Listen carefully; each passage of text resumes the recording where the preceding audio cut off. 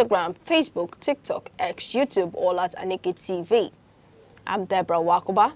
Thank you for watching.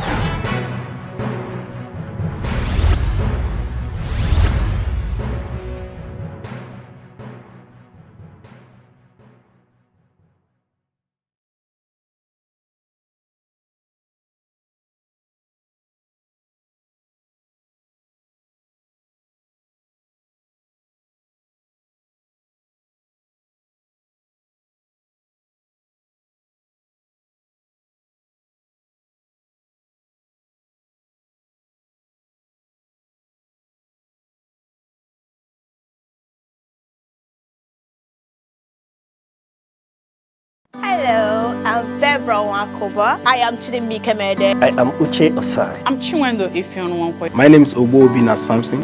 Please keep watching Aneke TV, or you can visit us on our socials like Instagram, Facebook, X, TikTok, or YouTube, all at Aneke TV. This is Aneke TV. We move with the world.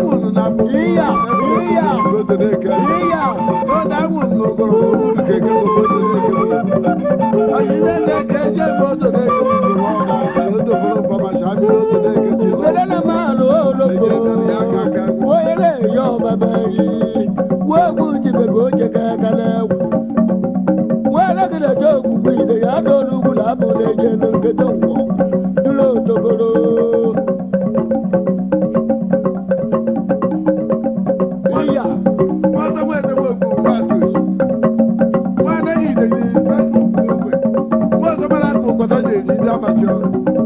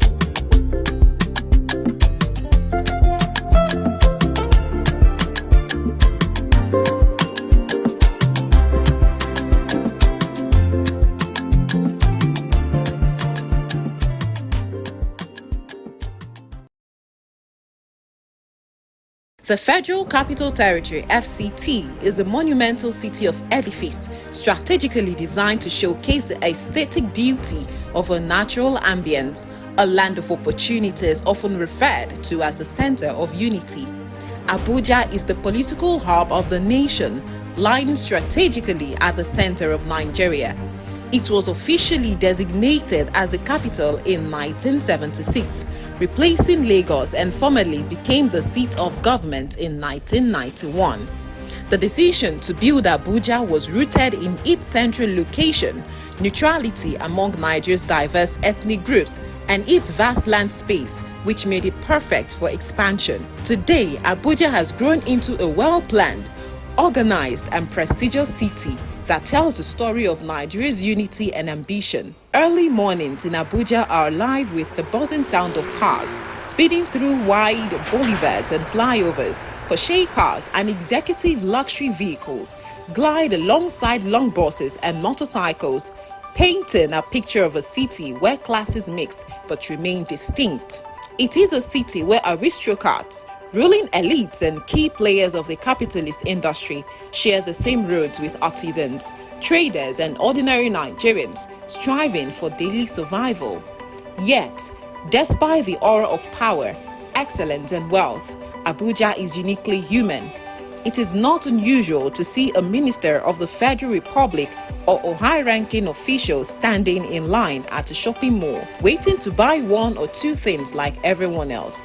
That blend of prestige and simplicity is part of what makes Abuja truly alive. As the center of unity, Abuja is home to people from every corner of the nation, hosting over 5 major ethnic languages and countless cultural groups. Each carries its cultural emblem and beliefs, all interwoven into the city's cosmopolitan fabric. Added to this is Abuja's international status.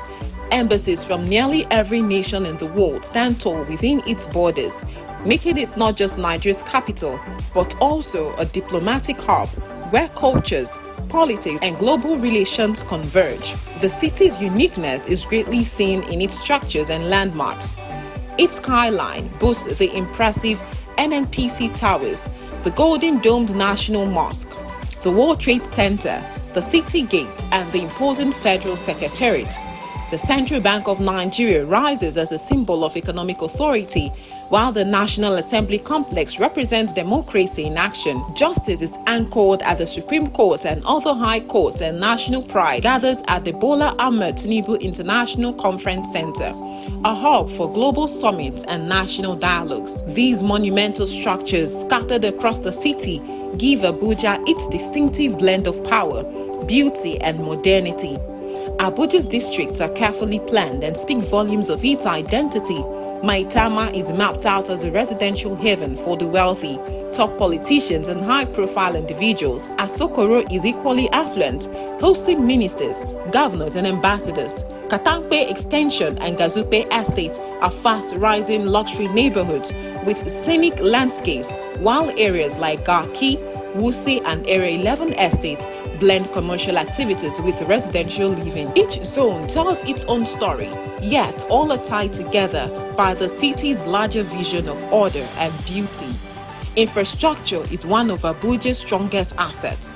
Unlike many cities that grew without planning, Abuja was designed with foresight. Its broad highways are lined with greenery. Its roundabouts are often adorned with fountains and sculptures, and its flyovers make navigation seamless. The city gate stands as a welcoming symbol of pride, while routes leading to Aso Rock Presidential Villa reflect the seat of Nigeria's authority. From the Nnamdi Azikiwe International Airport, travelers from across the world step into a city that is both modern and distinctly Nigerian. What makes Abuja special is not only its structures but also its spirit. It is a city where wealth and influence meets.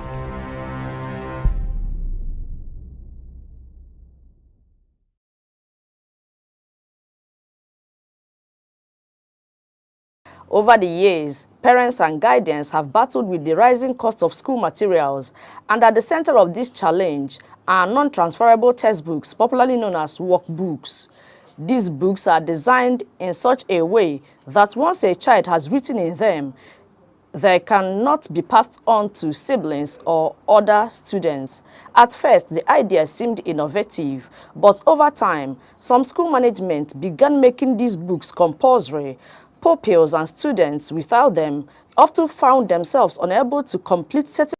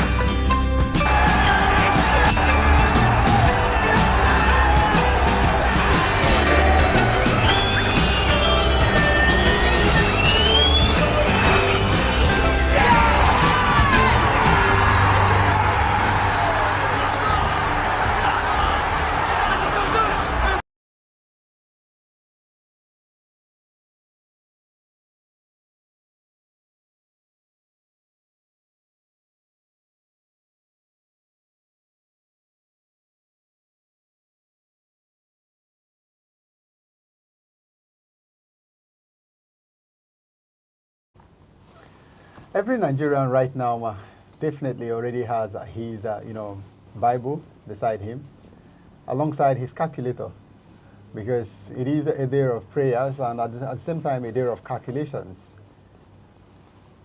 South Africa loses, Nigeria wins by 2 goals margin. If Nigeria doesn't win, Nigeria, gets a draw, we are out. If South Africa wins, we are out. If South Africa draws, we are in. If Benin Republic wins by one goal, we might survive. If Nigeria wins by 1 goal, we might not survive. All of these calculations, you really need to make your calculator and your Bible your best friend at this point in time, because Nigeria needs to go to the World Cup 2026. This is the situation we have found in ourselves. We have found ourselves in a very difficult situation, but it is what it is. And it is the Super Eagles of Nigeria. Has there ever been a World Cup where we did not punch our calculators? The much I remember, I would say no. Good afternoon once more and welcome to Aneke TV. And this is Extra Time. This is where we give you updates on everything happening in the world of sports. And it is the international break, the final few days of the break. And today is the day the Lord has made. As it is the day Nigeria will be hosting Benin Republic in Uyo in a penultimate game that will be deciding the fate of Nigeria at the World Cup 2026. Nigeria versus Benin Republic. Gannett Raw is looking to take Benin Republic to its first ever World Cup, whereas for Nigeria, it is a mission to not miss out on a second straight World Cup. Remember, we didn't attend the 2022 World Cup in Qatar, and this time around, it is looking very bleak for the Super Eagles of Nigeria. But first, we're going to talk about what has happened in the MPFL, in the game between Kano Pillars and Shooting Stars, where the Kano Pillars fans stormed the pitch at the final whistle to attack the referees, the players of Shooting Stars and their team staff. And that has led the MPFL board into hitting a very large hammer on Kano Pillars. This morning, the news broke that the MPFL board has now hit Kano Pillars with a 9.5 million naira fine. Also, a ban from the Sani Abacha Stadium, Kano, to Castina for at least 10 matches. After 10 matches, their attitude will be reviewed and say it will be checked if they should return back home or not. So it is an indefinite ban from their home ground. So also 3 points was deducted from Kano Pillars and 3 goals as well. And today we will be taking a very close look at Kano Pillars, their history of indiscipline in the MPFL, and what you think should be done to quench these their indiscipline. Do you think that the fine, the ban, and the points deduction hammered on them by the MPFL board is justified? You think it is fair to them? All of this we will discuss this afternoon on Extra Time, and I have with me in the studio a very renowned sport journalist and the person of Chukwudi Onukwa. Chukwudi, how are you doing this afternoon? Yeah, I'm doing so great. Thank you for having me. It's been a great pleasure coming to this place this afternoon. Okay. A great pleasure. It is something that you do so often. When we talk about sports, we look up to you to, come up with what exactly is going on. Now, let's take a very deep dive into the Kano Pillars situation. So the MPFL board has come out to hit them with a 9.5 million naira fine, and at the same time a 3 points deduction, 3 goals deduction, and stadium ban. What do you think? Do you think Kano Pillars is deserving of this punishment? Well, thank you so much. I think the question and the issue, I think it should be: is it good enough? Is it enough, to punish them for their offense? What I've done to the MPFL is what I call a very bad image to the MPFL, the Nigerian Premier Football League. If you check very well, Kano Pillars have a very bad track record of controlling their fans, the crowd. You know how it looks. When you watch Kano Pillars playing at home, it's always a chaotic situation. And most of the times, it is a case of maybe not having enough security, to quench the fans from jumping into the stadium and causing chaos. Now, when I made mention of a very bad track record, if you check since 2019 to 2025, with this latest fine of 9 million naira, if you do your calculation well, you find out that Kano Pillars has been found guilty and have been sanctioned about 45 million naira. That is a stretch of 2019 to 2025, 45 million naira. Now you have to ask, how much does the fans generate to the team? Yes, their support has been immense over the years, but how much are they generating? They've caused more chaos than the support they've gotten. So I feel we've got to a point where we have to review the fines and the sanctions, from the MPFL board. They have to sit together and come together and say, look, maybe point deduction and fine is no longer enough to actually control the emotions of the fans. I don't want to make reference of maybe especially in the north, but then if you check those records, it has always come from that end, and they need to start calling their fans to order. Yes. Exactly. All right. The last time Kano Pillars were fined, were deducted points. Let me not use fine because fine has seemed to, become a usual thing for them. The last time they were deducted points, it was in 2019, and eventually that season they got relegated to the NNL. Luckily or unluckily, they got back to the NPFL, and since then they have also still had, maybe I would say, a minimal case of indiscipline. But the truth is, it has continued. And yes, just last Sunday, they had, committed the latest one, which has led to this 9.5 million naira fine. Now, let's talk about them being banished from the Sani Abacha Stadium in Kano and sent to Katsina. Remember, last season, they renovated the Sani Abacha Stadium, and while they were, the stadium was under renovation, Kano Pillars were playing their home games in Katsina. So somehow it feels like Katsina is still a home to them. A lot of people have argued, why not send them to the west or to the east? That would be punishment enough, because this has now become a pattern. If you send them to Katsina, they will still have a lot of supporters from Katsina, and also a lot of supporters who would move from Kano to Katsina to watch the games. So is it befitting of them to have been sent to Katsina? Why not send them to the west or to the east?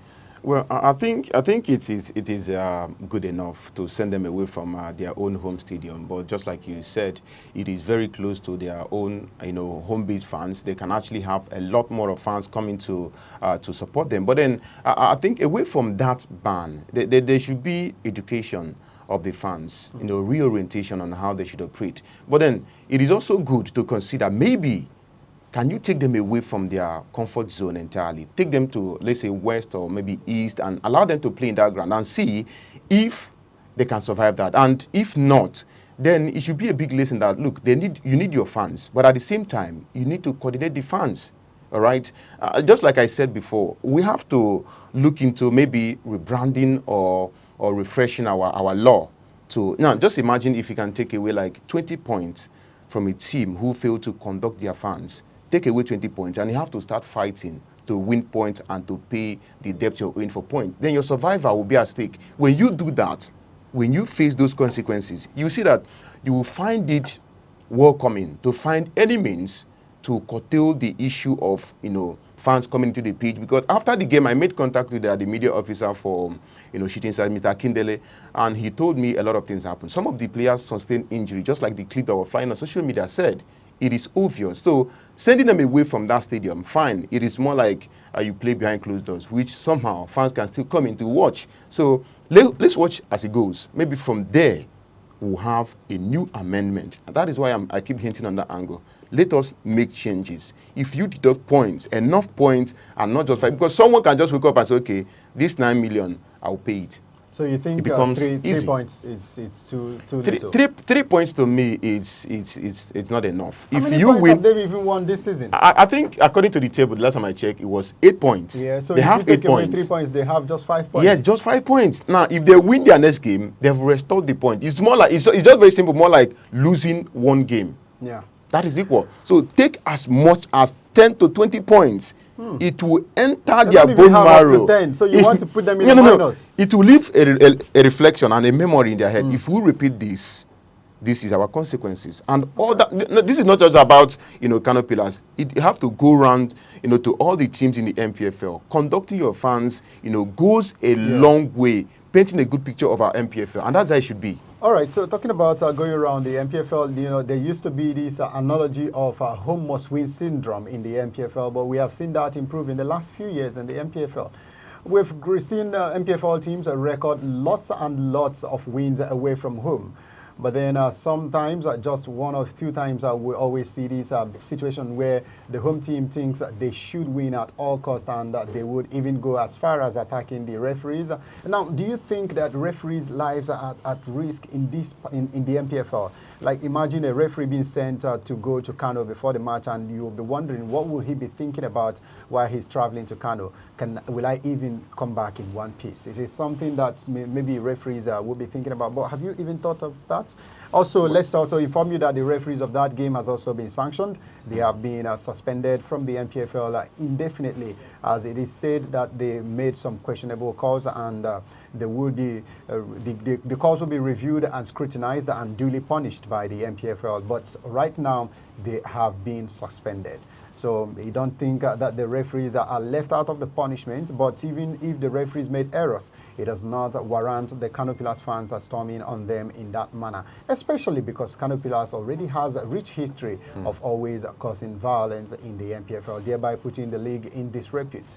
Now, still talking about Kano Pillars, let's also inform you that today is the Kano Pillars general manager's birthday in the person of Ahmed Musa. He is the general manager. He's also the captain of the side. He's also a player, and he is also a Super Eagles international. Do not forget, we told you that later in this program we will be telling you so much more about what will be going down in the evening by 5 p.m. at the Godswill Akpabio Stadium in Uyo. The Super Eagles captain Ahmed Musa celebrates his birthday today. But some people might think, okay, let me not say think, some people might say it would be a sore birthday for Musa, having found himself in this sort of situation as the general manager of the club, the captain of the club, and also a player of the club. Well, I think it is quite unfortunate that Ahmed Musa will have to celebrate his birthday, looking at this situation. I remember the long epistle he published, as the GM of Kano Pillars, apologizing to the fans, apologizing to the MPFL board, apologizing to to all the teams in the MPFL, acknowledging the unacceptable situation they found themselves after that fixture against Shooting Stars. It is clear that Ahmed Musa has good ideas and dreams for Kano Pillars, but their fans remains a set of people that have to be tamed. That have to be thought that supporting your team overrides your emotions. You have to support your team with passion, but when you do so, you don't have to involve violence. It has happened a couple of times. That is why they are so rich, in this history, and it is a bad one. But then we're hoping to see a lot of good changes now that Ahmed Musa is now the GM of Kano Pillars. Maybe things will have to change. Orientation have to come first, and after that, we'll look at other things. But then, having said that, it's a very wonderful happy birthday to Ahmed Musa. Just like you said, he'll be celebrating this one not in a good terms. All right, it is the 32nd birthday of the man who is nicknamed the Governor. And talking about the Governor, this time around, it is Akwa Ibom State who is hosting the Super Eagles of Nigeria, and preparations has intensified as Nigeria takes on Benin Republic later this evening. The Super Eagles understands that it is a do-or-die game. It is a game you must win, and win comfortably if we will ever stand any chance of qualifying for the World Cup, as we need to beat Benin Republic by 2 goals or more to at least better them on goal difference, and also pray for South Africa to drop points in their game. Now, it is not all so much in our hands. It is in the hands of our opponents and also in the hands of God. This is the situation we have found ourselves. But then, how did we arrive at this situation? Well, I think if you ask me how we arrive at this situation, I will always start from the top. Our NFF, the Nigeria Football Federation. We had a lot of mischief coming into this 2026 World Cup, our qualifier. If you check the record, you see that Eric Shell is our 3rd manager coming into this World Cup. Third manager for the World Cup anyway, but in the space of 1 year, he is the 4th manager. Well, talking about that, so we have some or rather people the 5th manager. You can go on and on yeah, and on. So sorry to cut you short, but he's the 5th manager.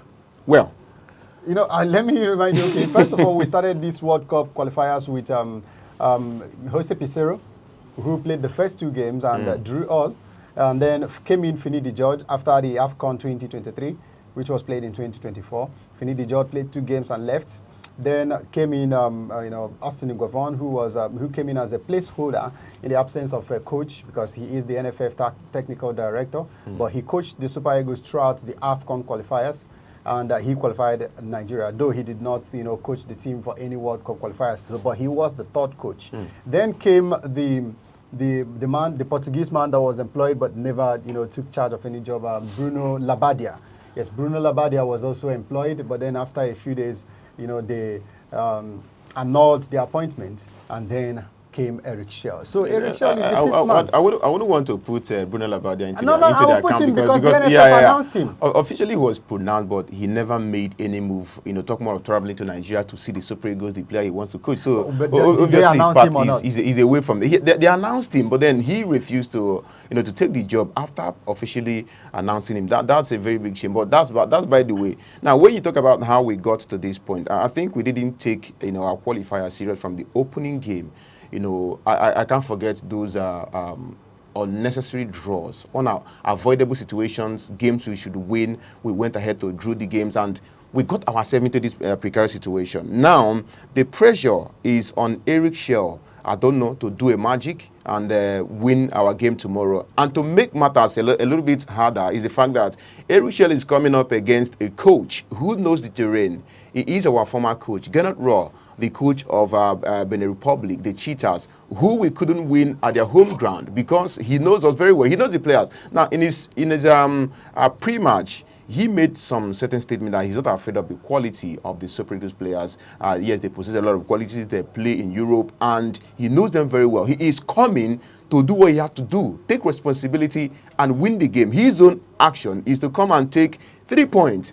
Now, what do? We have to utilize our home advantage, and not just our home advantage. We have to put a lot of things that are at stake online. We have to sink it into the heads of the players. Remind them that if you win this game, you have your chance, you have yourself a good chance of going to the 2026 World Cup. You have missed out in the previous episode, and missing again, I don't think it gives us that that bragging right as the giant of Africa. Now, yesterday, Cape Verde made a huge statement, qualifying for the very first time in their history to the 2020 World Cup. Now you have Tunisia. They've won qualified in a very grand style, proceeding without conceding a single goal in the entire qualifiers. That tells you a team that that knows they have to start from the genesis and start pressing and winning each game. Each game is important. Now I have to make another reference to Morocco. Morocco have a good squad, and what are they doing? They keep winning their game. Now, if you look at what happened in AFCON, they know as the host nation, they have qualified already, but they went ahead to win almost all their matches. And that tells you the zeal. You have to keep building. But then the instability in our coaching system, inability to keep the boys together, the misunderstanding between players and coach, it has brought us to this point. So what do we do tomorrow? Go out to the Nest of Champions Stadium and play our game. Make sure that you take 3 points and then wait for the result between Rwanda and South Africa and see what happens, because the advantage is also to South Africa. Whatever happens between us and Benin Republic, it will be a benefit or a loss to South Africa. Yes, Benin Republic at top of the table, but if we can tame the cheetahs and fly above them like the eagles, take the 3 points and then hope that maybe Rwanda can do the magic just like Zimbabwe did against South Africa, then we'll stand a good chance. Away from there, I don't know what happens. All right, we're not getting away from there until it is maybe around 7 p.m. this evening. Now, let's say we've talked about the inconsistencies of the coaching position in the Super Eagles, as we have had 3 coaches manage our World Cup qualifiers, but for Benin Republic, it has just been one man, Kenneth Raw, a man who knows Nigeria very well. He knows Nigerian players very well, and he knows Uyo very well. But Benin Republic does not have a good history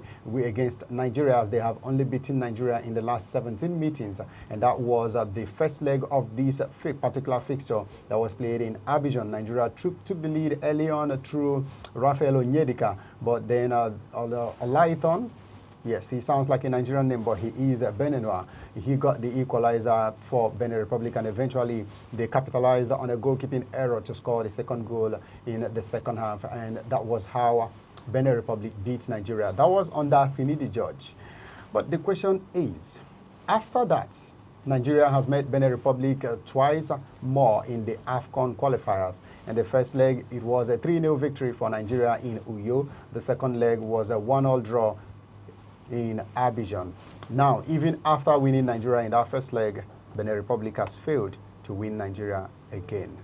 Does that give us some sort of confidence going into this game that it is a team we had beaten comfortably in Uyo before? Because the last time visiting, it was Uyo, and it was a 3-0 victory for Nigeria. Victor Osimhen grabbed the brace in that game as well. I think if you talk about confidence, our previous game or maybe their previous record will not be a key factor in deciding who comes up in this game. It is all about who needs this game more. What do you think will happen? Are you putting the things that are involved into this game? There are games that record and histories are thrown out of the window, and then you put in your effort. That is what I see tomorrow. It's not about how long we are unbeaten against the cheaters of the Republic, not because of a General is coming or maybe the game they've won. But look at how they've been very fortunate to find themselves at top of the table. They didn't appear there by playing like Nigeria, by playing like the Super Eagles, by drawing games they're supposed to win and dropping points where they're supposed to pick 3 points. It is all about consistency and how much work you've put in, organizing your boys. And I listened to this Kenneth Raw so much, his pre-match and post-match conference. It makes sense how he talks to the boys, talks to the public, seeking for support and all of that. It also makes, part of how the squad grow. I used to say that whatever happens in the dressing room, transpires the result on the pitch. So for Kenneth Raw, coming tomorrow to Nigeria, where he knows the players, knows the fans, knows the country, obviously he's our former coach. He is coming not because of his past result and record against the Super Eagles. He is coming because Benin Republic wants to qualify and they have the advantage. Remember, if they get a draw, it may not actually help them a lot if South Africa later win, but then they are coming to cups and upstairs against Nigeria. But what do? We have to look inward ourselves. Tell the players, please remember, this game is all about the green, white, green. This game is all about the Super Eagles. This game is all about the giant of African pride. We have to maintain it and win the game tomorrow. We don't have to look at the record or maybe the top of the table, give them respect. Yes, respect the Benin Republic, but then whatever you do, remember, you are representing the Super Eagles. And this game, I don't want to say do or die, but this game is as much as important as whatever you may think about. Because 2026 World Cup is on the line this evening for the Super Eagles. We have to get it right. All right, the Super Eagles of Nigeria will be missing the services of some renowned players, the likes of, Ola, who picked up an injury against South Africa in the last international break. He is still recovering from his injury. There's also Bright Osai Samuel, who has deputized him on several occasions, who is not in the squad. There is also Ademola Lookman, who is not available today due to disciplinary issues. He picked up a yellow card in that game against Lesotho, and that has ruled him out of this game. So Nigeria will not be having their services. So we expect some little changes in the team that will be filing out this evening. But we'll be hoping that Nigeria, puts your house in order and gets the all-important 3 points. And we'll also be hoping that there is a favorable result for Nigeria from that game between the Bafana of South Africa and the Rwandans in a game that we will be praying all the way for a draw, at least, or in the best position, a loss for the Bafana. They will ask, does God involve himself in sports? At this point, I don't even know if I should have an answer to that, because everyone at this point is asking God for a victory. South Africa, Benin Republic, Nigeria all have chances of qualifying for the World Cup 2026 to join the 5 nations from Africa who has already qualified on the persons of Morocco, Tunisia, Algeria, Egypt, Ghana, and Cape Verde. I think that's 6 of them, leaving only 3 more slots to be picked automatically from the other African nations. And then 1 more slot through the playoffs, should the African team make it all through the playoffs. It has also been announced that the playoff will be happening in Morocco, and the FIFA rankings will determine the opponents, as the highest ranked team will face the 4th ranked team, and while the 2nd and 3rd will play each other. Thank you very much for joining us this afternoon on Extra Time and on Aneke TV. It has been a pleasure discussing what has happened in Nigerian football with you, Chukwudi. Thank you very much for coming. Thank you so much for having me. All right, so thank you guys for also joining us. Please do well to follow us on social media. It is Aneke TV on X. It is Aneke TV on TikTok, Instagram, YouTube, and even Thread. Thank you very much. Until we see you by the same time tomorrow. My name is Kelechi Naji. Bye.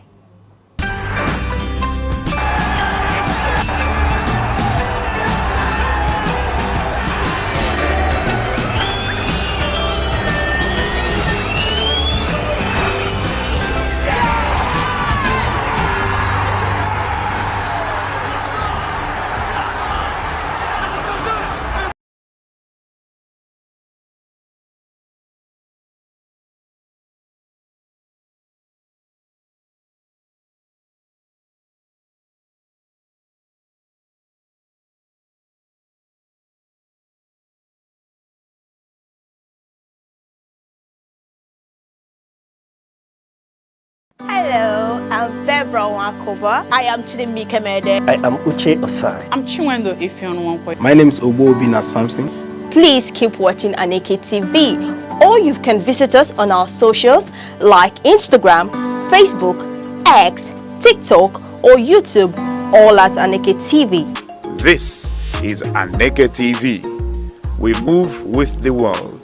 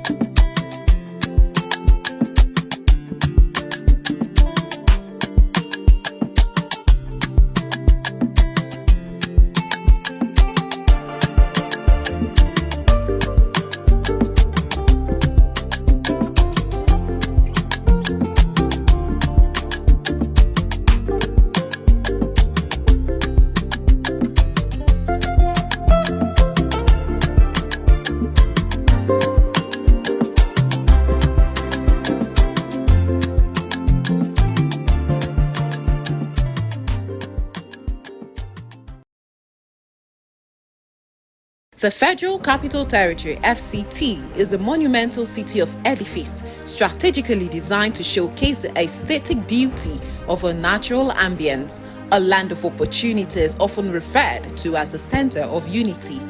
Abuja is the political hub of the nation, lying strategically at the center of Nigeria. It was officially designated as the capital in 1976, replacing Lagos, and formally became the seat of government in 1991. The decision to build Abuja was rooted in its central location, neutrality among Nigeria's diverse ethnic groups, and its vast land space, which made it perfect for expansion. Today, Abuja has grown into a well-planned, organized and prestigious city, that tells the story of Nigeria's unity and ambition. Early mornings in Abuja are alive with the buzzing sound of cars speeding through wide boulevards and flyovers. Porsche cars and executive luxury vehicles glide alongside long buses and motorcycles, painting a picture of a city where classes mix but remain distinct. It is a city where aristocrats, ruling elites and key players of the capitalist industry share the same roads with artisans, traders and ordinary Nigerians striving for daily survival. Yet, despite the aura of power, excellence and wealth, Abuja is uniquely human. It is not unusual to see a minister of the Federal Republic or a high-ranking official standing in line at a shopping mall. Hello, I'm Debra Wakova. I am Chidimike Mede. I am Uche Osai. I'm Chiwendo Ifeonwankwe. My name is Obobina Samson. Please keep watching Aneke TV, or you can visit us on our socials like Instagram, Facebook, X, TikTok, or YouTube, all at Aneke TV. This is Aneke TV. We move with the world.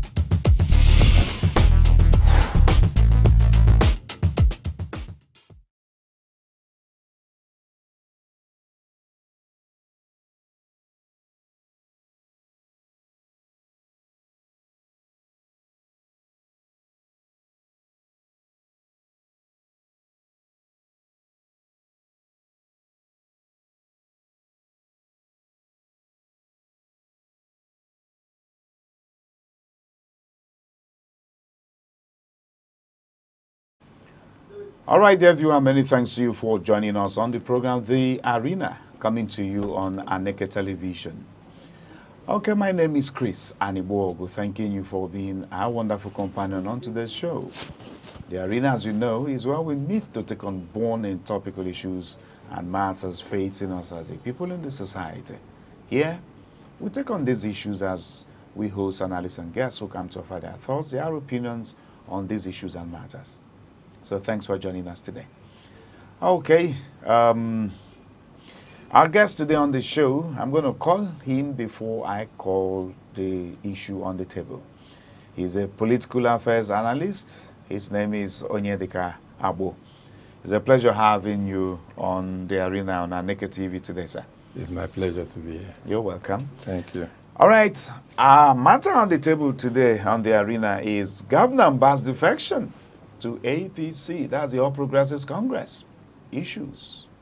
You're aware. If you are not, then maybe in the course of this program you come to understand the political intrigues that is taking a new turn of events in Enugu at the moment. As the governor of Enugu State, His Excellency Dr. Peter Ndubuisi today has officially left the People's Democratic Party that actually gave him the mandate upon which he became the governor of Enugu State elected. So he has left the party today, joining the ruling All Progressives Congress, APC. So let's look at the issues around it. Onyedika Abo, I wouldn't know. You are not a politician. You are a keen observer, but then you are from Enugu State. Good. I wouldn't know what it may be for you.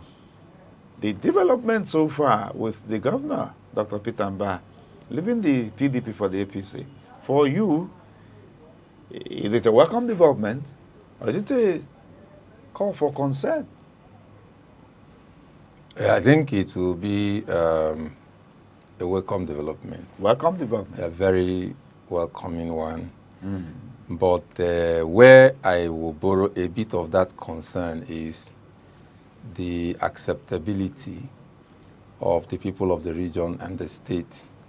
For the governor or for the new party? For the party. For the party. Yeah. Let's begin with the welcome development before we come to the concern. Okay. So why is it and how is it a welcome development? The political terrain, or I use arena if you want to look at it like the boxing or battle ring, it's not a place where you meddle with sentiments. It's not a place where you look at faces. Why is so is because there are rules. Every game has its rules. There are rules of the game. Rules of engagement. Yeah, and if you are not following that rule, you'll be skipped away. Just like the minister who also played politics, but which of the just ministers? The former minister. Former minister? You're talking from Enugu State? Yes. Okay. The former minister of Science and Tech. Exactly. Okay. When he started on another TV station, I actually did an X-ray of some of his activities and said they were unbecoming of a federal minister. Now, if he had succeeded, that does not mean that's the way politics should be played. It means he got into the arena with the wrong game. But maybe because of certain considerations, like people use the connections of those who they know to go against certain ethics, and they still succeed and find their way. So back to why it's welcome development that Peter Mba is entering APC now is, of course, where he got elected was on the platform of PDP. That's right. Every person who has followed the trend of events will know what is happening in PDP now. So it will be suicidal for him to contest his second tenure on the platform of PDP. There are already traps set for him, of which he knows, because being the chief executive of a state, he has a lot of intelligence, security report and intels. So he already knows that they are waiting for him somewhere, only for the nomination, after the expression of interest form, for nomination form to be signed by either of the two of these particular people, and then he will lose the legitimacy of the candidacy of the PDP. Permit me to jab in now. Okay. You say they are waiting for him somewhere. Exactly. And then you say they will sign the nomination form. Who are the they? Okay, now PDP currently is in court of who is the authentic national secretary. I think that's been resolved. No, the resolution was not ratified. Okay. If it is resolved and ratified and the party moves ahead, nobody will have issue. You will know that PDP had a fallout and then got it sorted out. It's not yet sorted out. Again, there's one man somewhere who was part of the building, who was part of the house, PDP house, who has sworn to himself that he will not rest until the party is totally destroyed. Who is the man? And can we know who the man is? I don't want to give him credit on this program. You don't want to give him credit? I wouldn't mind. Unless you want I would not mind. Let's have it. It's politics we are talking here. Now, what I want to concentrate in the effort of this analysis. Maybe let me try to take a guess. A peep in your heart, in your thought. You refer to the current minister of the FCT. Okay, if you want to let the cat out of the bag, there's no two ways about it. Okay, just go ahead. Now, you know that you are living in a house that is prone to collapse. So you live in a house whose foundation is faulty. You know there are chances that your shot might get fired at the wrong direction. So why take the risk? Why concentrate on fighting in an already leaking and collapsing structure when you can actually take a walk out of it and find yourself in a new apartment that has better structures, interior, and whatever facility that is needed in the house. Again, it's a welcome development because PDP, being a party that has been, Ndibu has been sold out to, been in love with, it's like they now took it away from every other geopolitical zone in Nigeria. He came and domiciled it here. They supported people from all parts of this country to be president. Then, in the time of run of event, it got to a very strategic moment, very timely, for PDP to consider the Southeast. For the first time in the history of the party, they said, oh, we'll now throw the ticket open so that anybody can grab. That is for the presidential position. Of course. Okay. Now, they didn't throw it open when they zoned it squarely. Sometimes they won't even zone because we have always did north and south. They will zone it and micro-zone it to either not this or not that.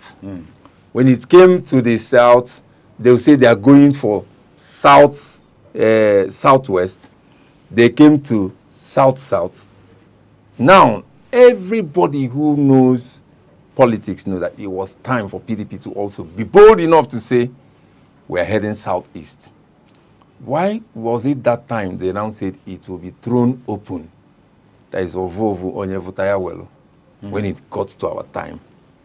And so we have never really given PDP back what they meted for us. Again, there's a need to connect to the center. Politics being politics, and politicians will always play politics. There are certain things you won't get. Okay, for instance, if I want to join Aneke TV virtually, I may be connected by Zoom, Google Meet, or what have you. It cannot be, it can't be the same presentation and projection to the viewers that I'm sitting here. So there's a need to connect to the center. There are certain political gameplay that might not be openly spelled out, but you need it when you have become close and connected to the center. For you to have free access, for you to attend APC Governors Forum meeting, for you to have close relationship with the president, not just because you are a governor of in a state in the country, but you're also a member of his party. We might try to be critics and then say, oh, why must it have to be that? You know, maybe you look at the Western world and what have you. The truth is that there are certain things that you connect to a person because you have the privileges of being on the same platform. There are certain discussions that are, you have pre-discussion before the ones that comes either to the floor of the National Assembly or to the forum, the General Governors Forum of Nigeria. So there is also a need for Peter Mba. I think that's even the most key welcome development of his defection. Which is?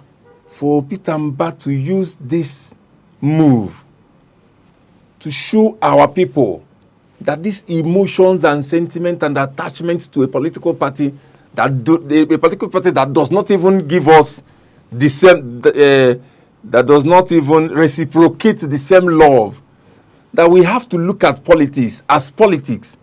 Politics is not church worship. Politics is not kindred meeting. Politics is politics for a reason. I have always wished that before he does his 8 years, that he defects to APC. It has always been your wish, all right? Yes. Oh, because really? this morning, somebody reminded me. I've forgotten it. Somebody reminded me. Do you know that immediately after the election, that you were saying that you are seeing the chances that Mba will eventually defect? And people were saying, even if he will do that, it will be after 8 years.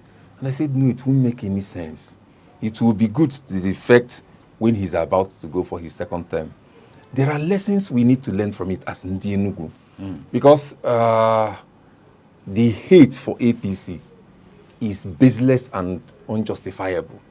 So it's an opportunity for our people to now start learning that politics is not what you do with a lot of attachment. And even those who play politics with their wealth and every being, you don't put that so much attachment to a political party. That is why they say there's no permanent friend, there's no permanent enemy. It is all about interest. So where does your interest lie at this particular point in time? Are you going to say your interest is more in the party or in the governance of the state? So I'm particularly pleased about this move because when I supported the governor for his first time during the election, I've never supported any PDP governor before. Oh, really? And I wouldn't even have supported this current one until certain persons close to Peter Mba started telling me, oh, this one is different too. I think you might like to hear from him. I didn't even give him that benefit of doubt. I already say, oh, it's PDP, count me out.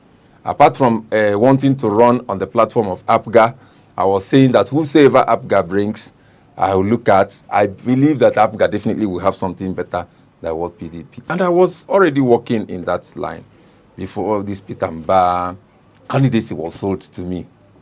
I went, spoke with him, got very impressed.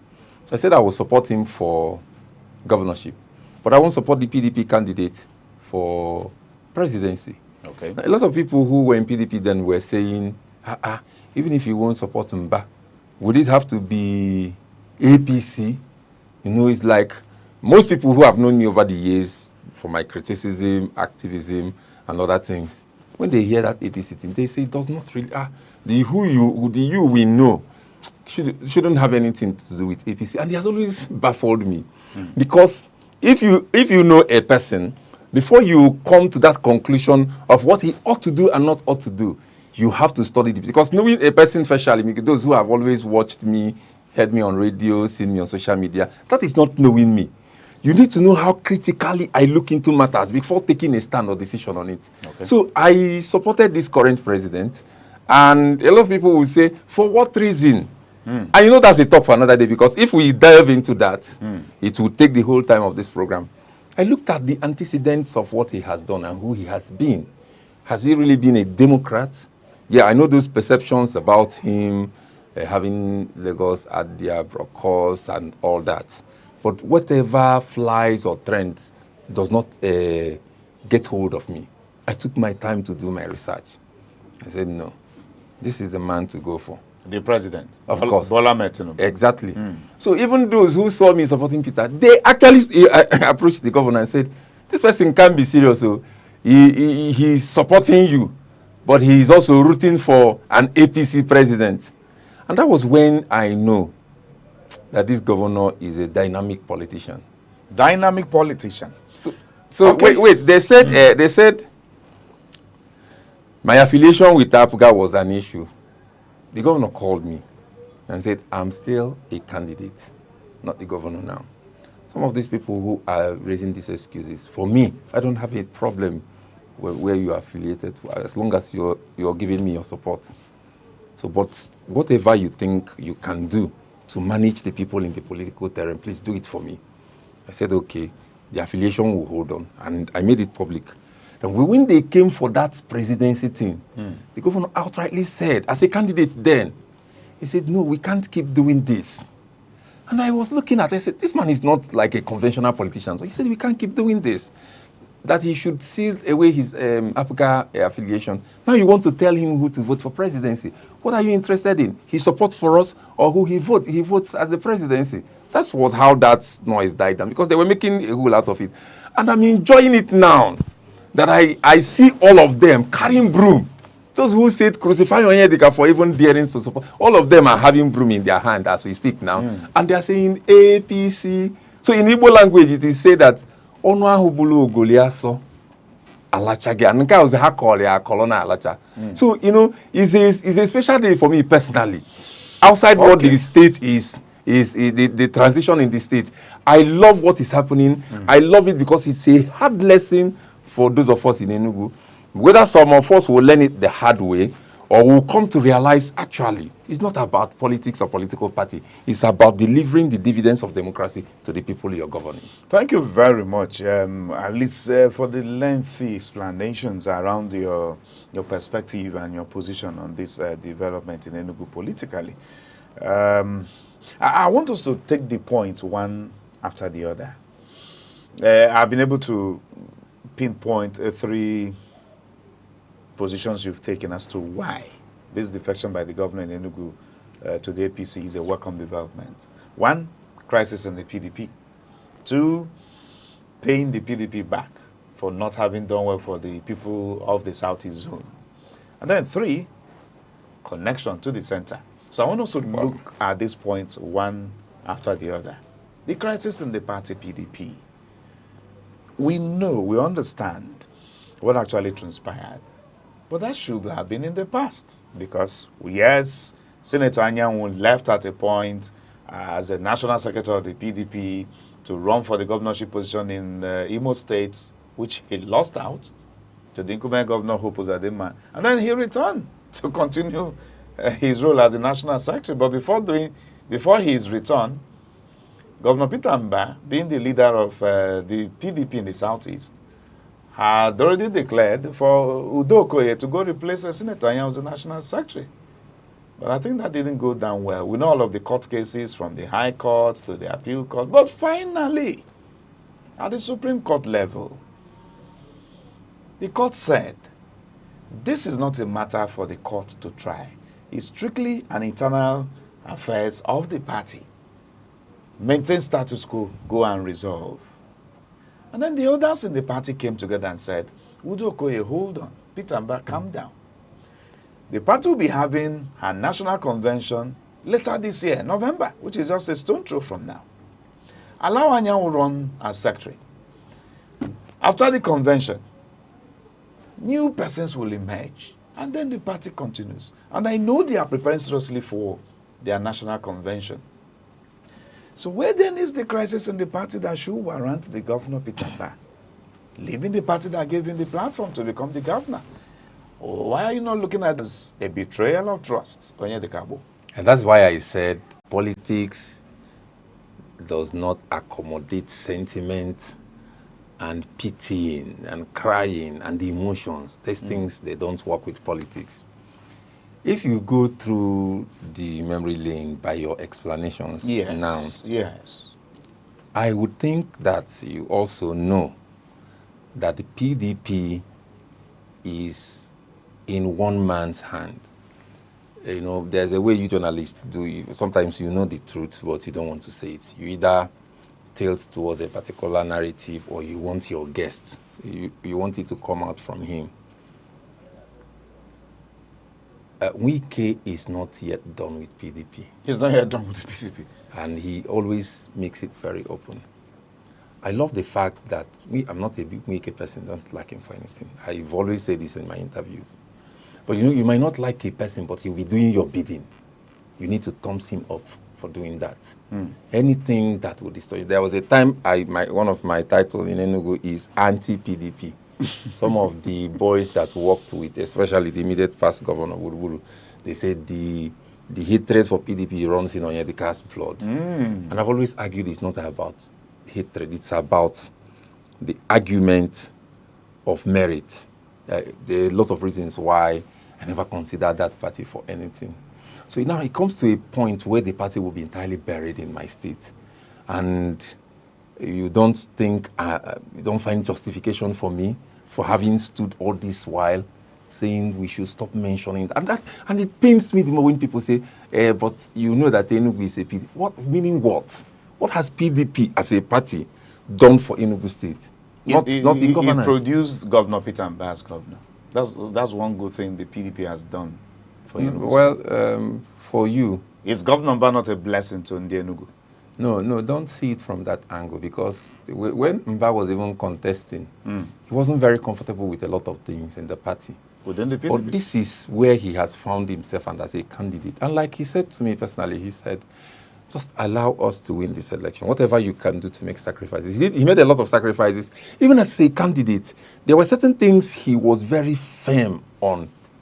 I know that this man is not coming to run government like conventional politicians. So. Could we put it this way? Maybe the governor, Peter Mba, wasn't really more of a PDP person. He was more of an opposition politician. But then he just cashed in on the opportunity provided by the PDP as the major party in Enugu to get his governorship position. Maybe that's why it's quick for him now to abandon that PDP and take to the opposite. To the you might not use the word. Don't use the word abandon. I can borrow that leave of not really a PDP person. Not really a PDP. Yeah. He really wasn't. From ab initio. Exactly, because even when it's in the takeoff of his political career, he was not in PDP. He was also in Apuga, like myself. Oh. You know, exactly. When was that? Because we understand he was a former chief of staff to the former governor, before he even met Chimaroke for the first time. Commissioner for Finance. It was from Apuga that Chimaroke one of the former governors, pulled him into PDP. Oh, really? Yeah, the first election Peter Mba ever went for, not contesting as a candidate. I think he ran for council or something, but he was very strong APGA person, then. So then he did some exploits that the governor heard of and said, I need to know the young man who you said did this thing. That's how Peter Mba was brought to him. And after engagement with him, he said, no, I need to. And that's one good thing I give for Timaroke. He recognizes assets when he see one. Okay. Even in the raw state, he will say, get me this person. Now back to that story of Mba not really being a PDP person. He felt, just like you said, okay, even when he comes around, because after his very short time in Timaroke's government, he left government. And he has always encouraged politicians to do that. He said, when you do your bit, leave the space. Go do some other things. If you will eventually come back reloaded. If you don't come back, we must not all die. That is why he is doing everything possible to kill this, career politician mindset. That from year to year, you are a politician, you must be in every government, or politics will pay your bill and all that. He doesn't believe in that. Now, when he saw PDP and has looked at other parties, he felt that PDP is where I can get this. And he projected his governorship ambition years way back. And he did some steps. There were some things he did. Some of them were very, just like this one he took now, very harsh and tough decision.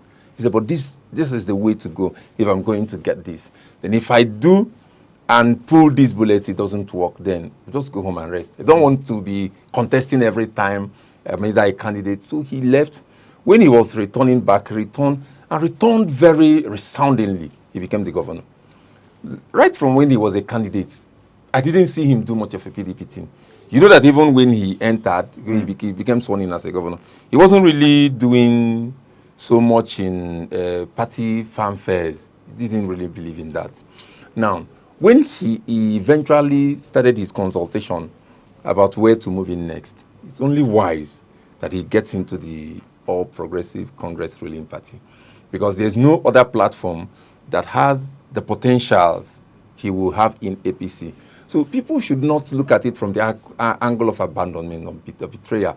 He would be doing himself more harm if he had actually remained in PDP to say, let's try out this. So for what reason? Do we agree that it's not necessarily out of the crisis in the PDP that he is leaving the PDP? No, let me tell you this thing about that crisis. Could we just say it's as a result of the fact that he was not really when originally a PDP person? See, when you have multiple PDP politician? When you have multiple indices pointing at the same direction, when I got into this place, there's something I mentioned that I say you people have it in large number. Okay. Now you can't say remove one and leave the other.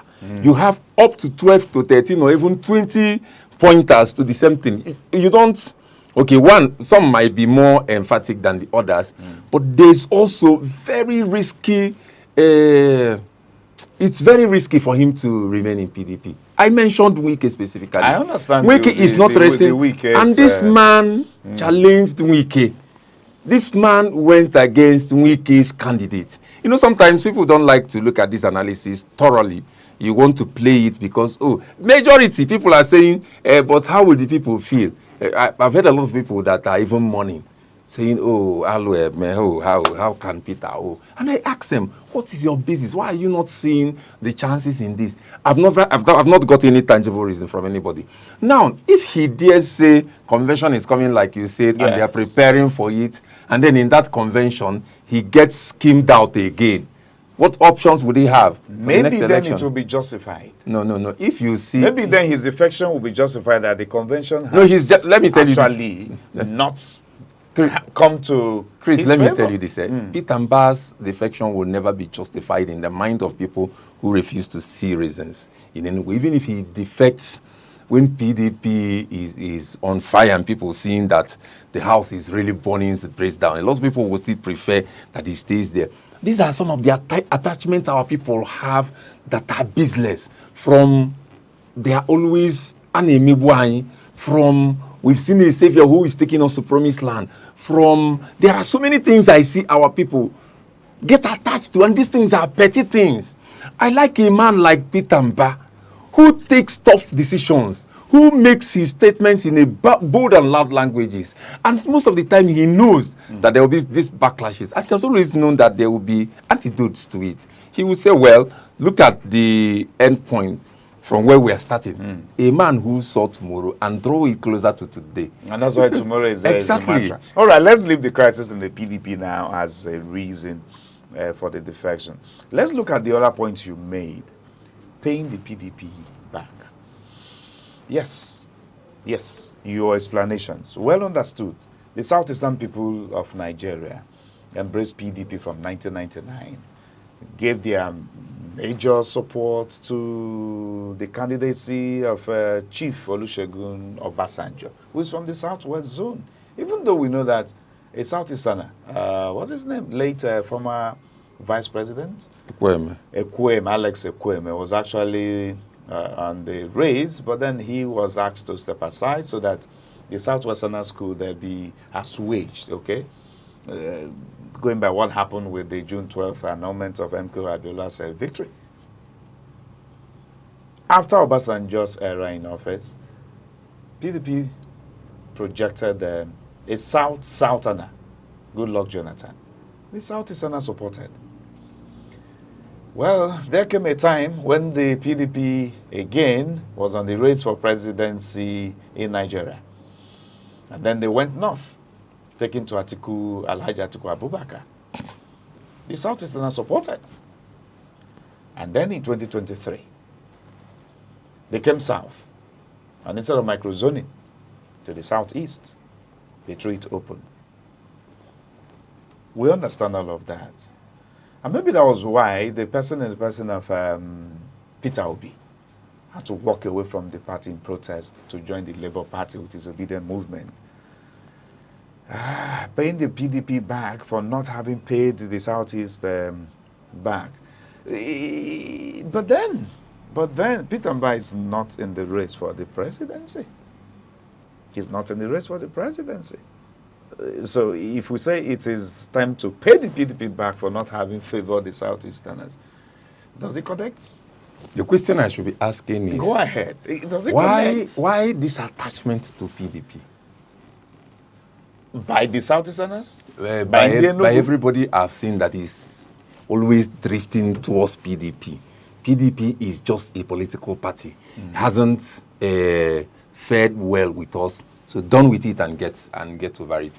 So even from your question, yes, I can sense that attachment. So on behalf of my the people, personal attachment? On behalf of the people who are I'm attached. doing my job. I'm a broadcaster. I know now. So I know the facts. Do you find? So we need to bring out the facts. Do you have any reason why there should be an attachment at all? If you have, maybe I can. No. I am the anchor. Okay. You are here to express now, your view. Let me tell you this. Peter Mba might not be in the race for presidency, but he's still on that platform called PDP. We should stop hearing anything PDP in the entire Southeast. You should stop hearing it. Anything that will help to crucify and bury the party is a welcome development. Why? Okay, let me ask, why the much hate by you on the party PDP? How many times am I going to repeat it here? For shortchanging the Southeast. Is that all? You took your time now to call the geopolitical zones and the people we supported. It's my job. And they will say microzone it when the North actually tried to stop Jonathan from running. So he shouldn't even be made acting president. Eventually he served, and then now he became the president to outlive the Yaradua's time. Now we are in another election. PDP said to make sure that Jonathan becomes the candidate, we are moving to the south and microzoning to the south-south. Okay. Can you tell me the reason why it got to the 2023 now became open? Well, maybe because of the crisis. I'm not one of them. Maybe crisis in the party at the point. I'm now telling you because it is because of the selfishness of certain persons, certain individual, one man who must be president at all costs, who have been running and unfortunately will never rule this country. Is that Alhaji Atiku Abubakar? Yeah, exactly. We don't have any reason to start dangling and considering PDP and carrying it like a child that it's not. We don't have any reason to come anywhere in the Southeast, National Assembly or state or local government and still hear anything PDP. So Peter Mbah sustained it by chance that this is the only party through which I can become governor, and he has held sway for them. He should have discarded the party long before now. Because he has held and sustained it till now, he has tried. For people like me, it's congratulations to him. Okay, the signals are coming. We need to go on a very quick, short break. We shall return. The conversation will continue with Aneke Cabo. So stay with us, dear viewer. Don't go away, please. Hello, I'm Deborah Wakoba. I am Chidimike Mede. I am Uche Osai. Only my brother. My name is Obobina Samson. Please keep watching Aneke TV.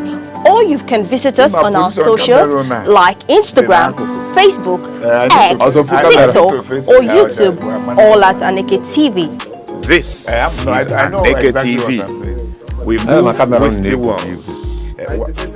Oh, Fuji outside. Okay, I did to Navata Tinubu. I will not belly. Okay, Fugo. The commander-in-chief. Aneke TV, a key go in.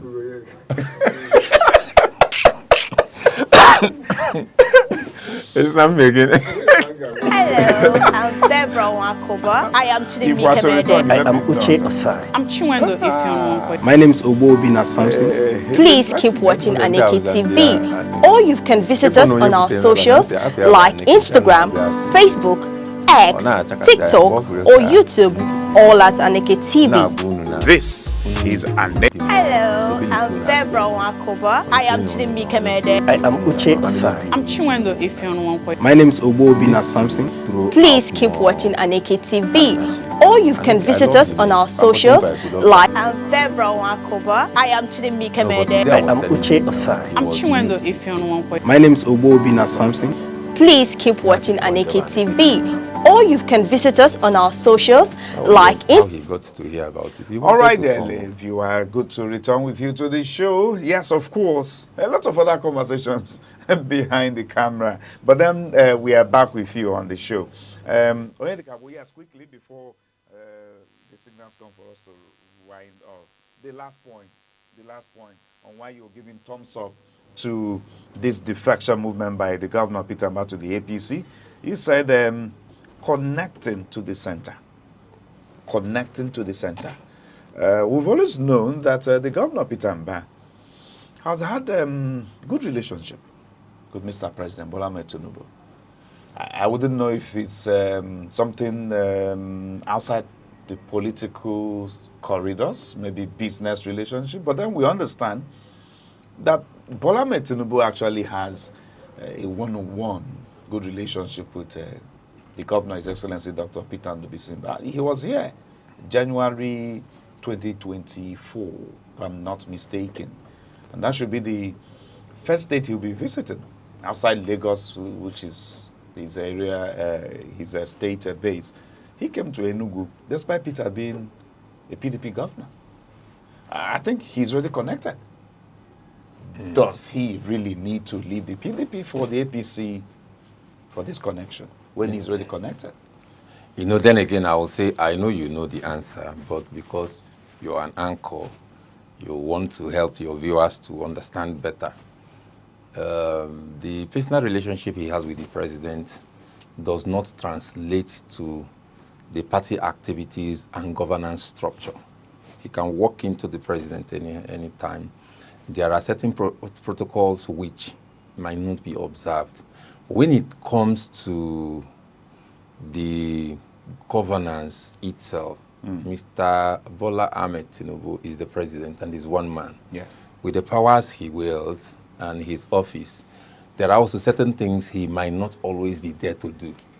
That there are things that need the parastatals of government, ministries, government functionaries, and what have you. So when you look at all those things and the bureaucracies in them, you don't think that, oh, the president has seen that the governor called, if he's free, picks it immediately, or he misses the call and returns it.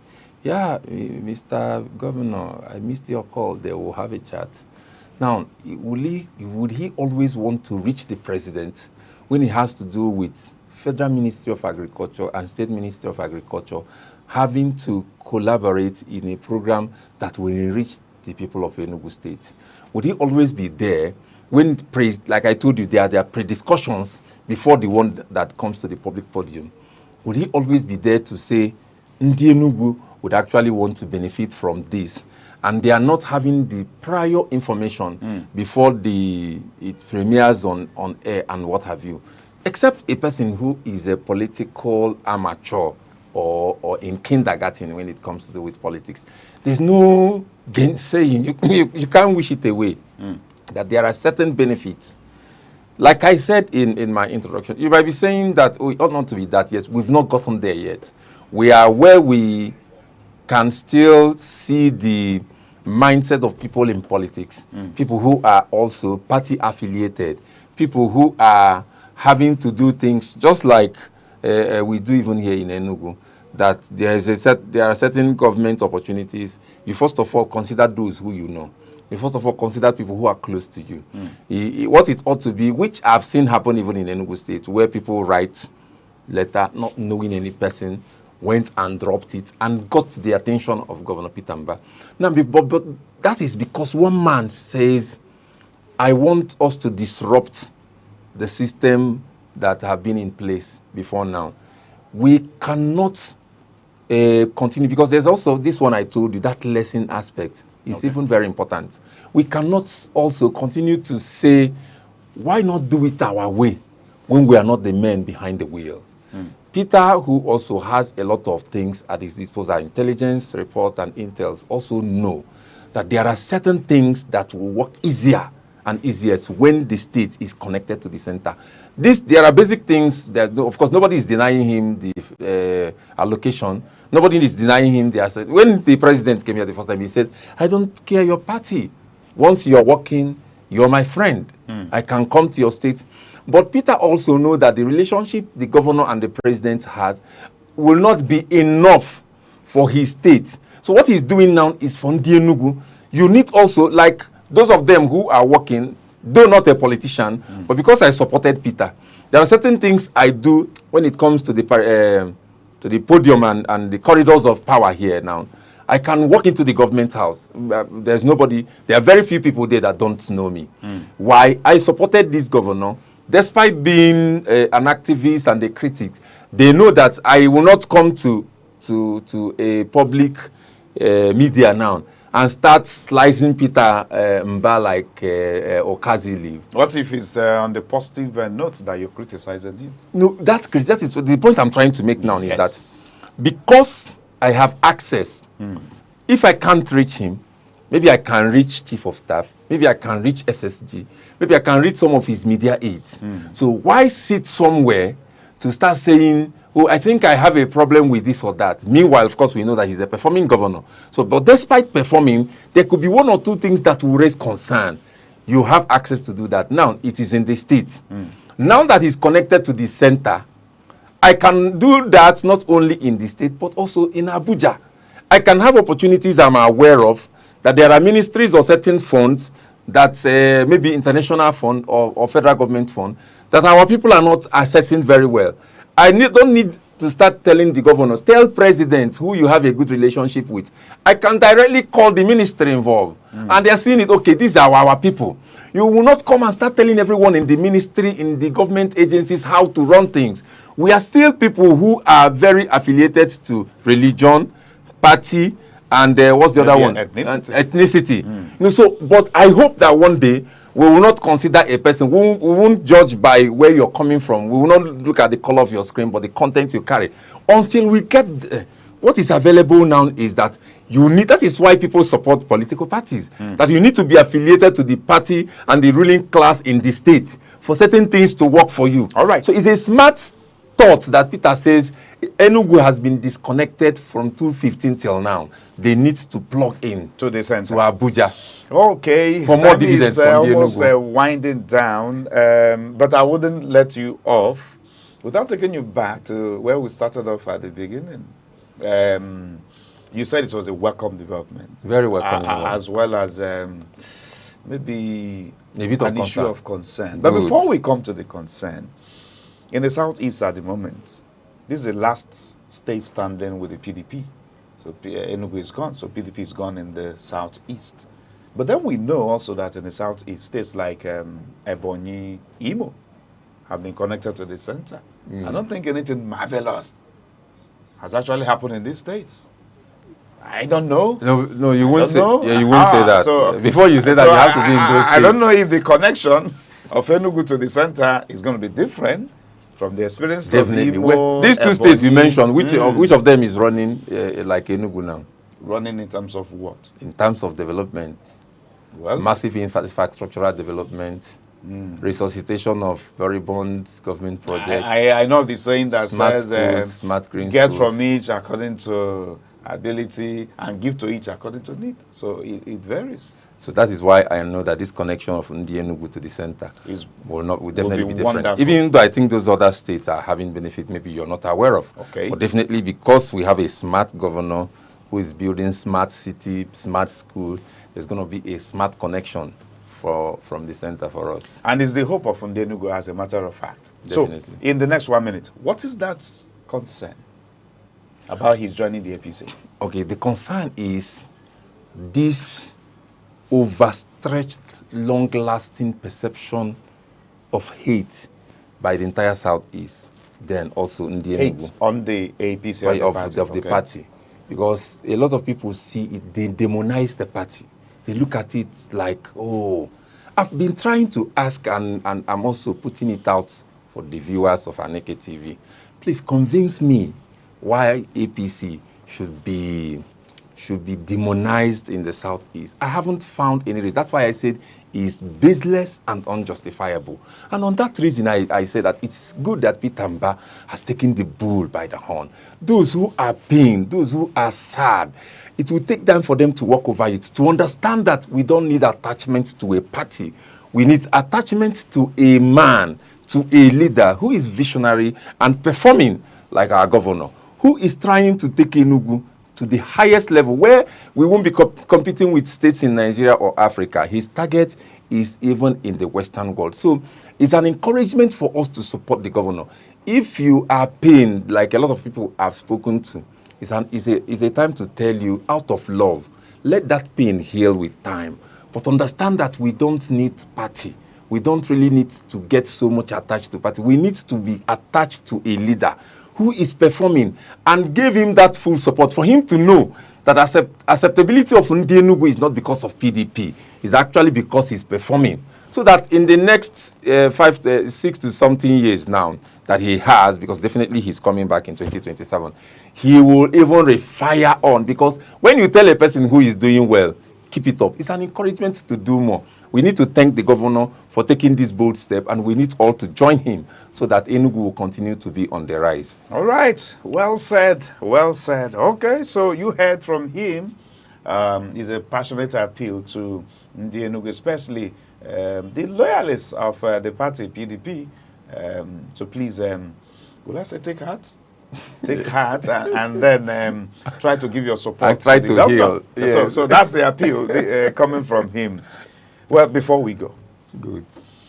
I am trying to look beyond the governor's second term in office. You just rightly said he's going to do his second term. Perhaps you may look with me into the future.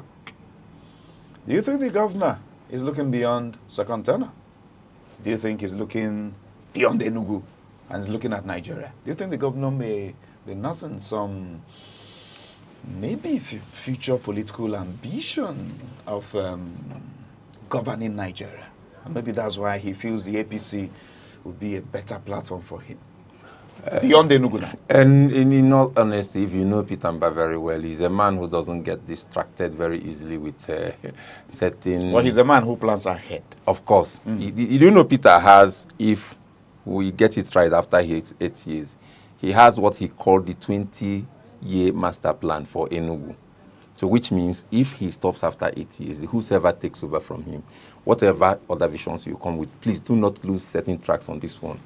Now, if he eventually, by the time he gets back to the south, and if we succeed in getting it to the southeast, and he is considered to run, it won't be an oversized desire because he really deserves it. But Peter is giving himself task. And for now, he's interested in Enugu. And that is why he's not getting distracted by certain political hula balloons that fly here and there. So, well, if he feels that maybe in the future I would like to rule Nigeria, that's a political ambition and it's a welcome development. All right. But the most important thing is that his main focus now is Enugu. So let's draw the curtain at that point. So thank you very much, Onyedika Agbo, a political affairs analyst, for coming to talk to us on Aneke TV today. We look forward to having you come. It's interesting actually conversing with you, honestly speaking. So dear viewer, you've heard it. Governor Peter Ndubisimba of Enugu State finally has left the PDP. He's now in the APC. So we'll look ahead to see what good that brings for Enugu. I mean, in his speech today, he said it's all about Enugu. So let's hope that tomorrow is here already. My name is Chris Anibogo. Bye for now. Instagram, Facebook, X, TikTok, or YouTube, all at Aneke TV. This is Aneke TV. We move with the world.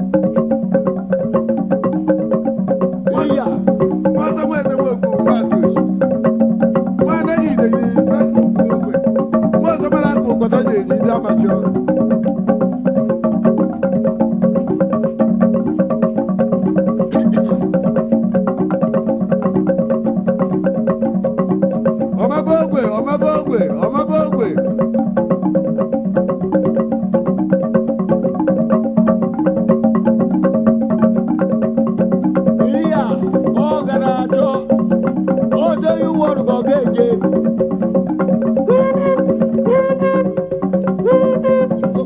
What do you want to go get? Ìjà wo ẹgbẹ́ kò wí wo ọ̀bẹ̀rẹ̀jẹ̀ ló wù tó ẹgbẹ́ gbúdọ̀ wọ̀rọ̀ òwúrù jẹ́dẹ́ ọ̀bẹ̀rẹ̀jẹ̀ ló wù tó ẹgbẹ́ gbúdọ̀ wọ̀rọ̀ òwúrù jẹ́dẹ́ ẹgbẹ́ máa pẹ̀lú oyún jẹ̀dẹ̀lẹ̀ jìnnú ká dọ̀rẹ̀ yọ kàwó.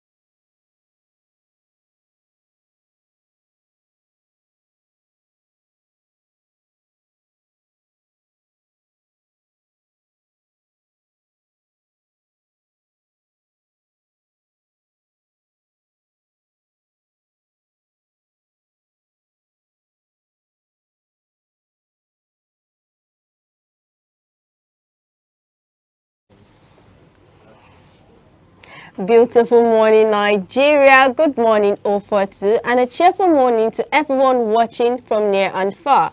You're tuned into Sunrise on Aneke TV, your daily dose of energy, vibes, and light to kickstart the day. I'm Deborah Wakoba, coming to you live from our buzzing studio right here in Enugu. And good morning to our global audience, wherever you are, at home, in your office, or in traffic. Thank you for letting us into your space this beautiful morning. As always, we're here to refresh, inform, and motivate. I am Uche Osai. Yes, and it's Tuesday, October 14, 2025. So welcome to another day, another bright and refreshing edition of Sunrise. So this morning we have everything you need from the latest news, detailed weather updates, trending stories, and our newspaper review, all wrapped up in a unique Sunrise touch to guide you smoothly into the day. So, relax, sip your tea or coffee, and enjoy the cruise, because Sunrise is here. Yes, and here on Sunrise, we'll start this morning. We are kicking things off with our quote of the day, a spark of wisdom to inspire us, lift our spirits, fuel our creativity, and keep us well-driven as we take on the day. And right after that, we'll give you today's stories from our newspaper headlines. All the key updates you need will be served hot and tasty. Yes, and of course, we've also got our weather reports covering major cities in the southeast that will keep us comfortable and ready to go out. And later, we'll take you through today's celebrations or observance to lift your spirit. Yes. Now, moving over to our quote of the day.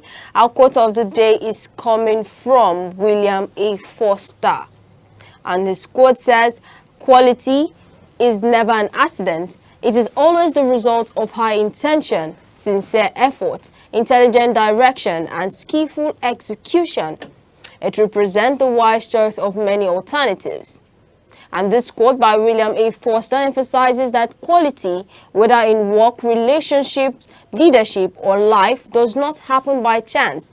It is something that must be deliberately created through consistent effort, planning, and wisdom. So let's break it down for a more deeper understanding. And quality, when he says quality is never an accident, this means excellence doesn't just happen randomly or by luck, and you cannot stumble into quality results. They are achieved through conscious and deliberate actions. And also when he says it is always the result of high intention, so quality begins with a clear purpose or goal. When people or organizations set high standards and genuinely aim for the best, that intention drives their behavior and decisions. And when it comes to sincere effort, true quality requires hard work, dedication, and persistence. And it's not enough to want excellence. One must put in consistent effort and care to achieve it. And also speaking on intelligent direction, effort alone isn't enough. It must be guided by wisdom, planning, and good decision making. So this suggests the importance of strategy, knowledge, and learning from experience. Now moving to skillful execution, it is meaning that even with good intention and plans, success depends on competence, having the right skills and applying them effectively. And lastly, when it says it represents the wise choice of many alternatives. So in every situation, there are many possible actions. Achieving quality means careful evaluating and also evaluating your options and choosing the best possible paths, not what's easiest or quickest, but what's right and effective. So like I said, his quote says, quality is never an accident. It is always the result of high intention, sincere effort, intelligent direction, and skillful execution. So it represents the wise choice of many alternatives. Mr. Ochi, I would like to know your take on this quote by William A. Foster. Debbie, you've captured the essence of Debbie Foster's quotes, speaking to quality, talking to standard and all that. Okay. You've really captured the whole essence. And while you were talking, my mind ran to what Aristotle said, that we are what we do repeatedly. Okay. So, speaking to quality, never being an accident, is always the result of high intention, sincere effort, intelligent direction, and skillful execution. Speaks to planning. Yeah. Planning is paramount in everything we do as human beings. And when you plan, you know that success is attainable. And that's why there's this saying as well, that when you fail to plan, you've planned to fail. So in this instant, I'd rather go into battle with a skillful and well thought out plan for execution. Yeah. And that brings me to when you come into marketing, you understand? You see everything in marketing talking about capturing any segment of the market.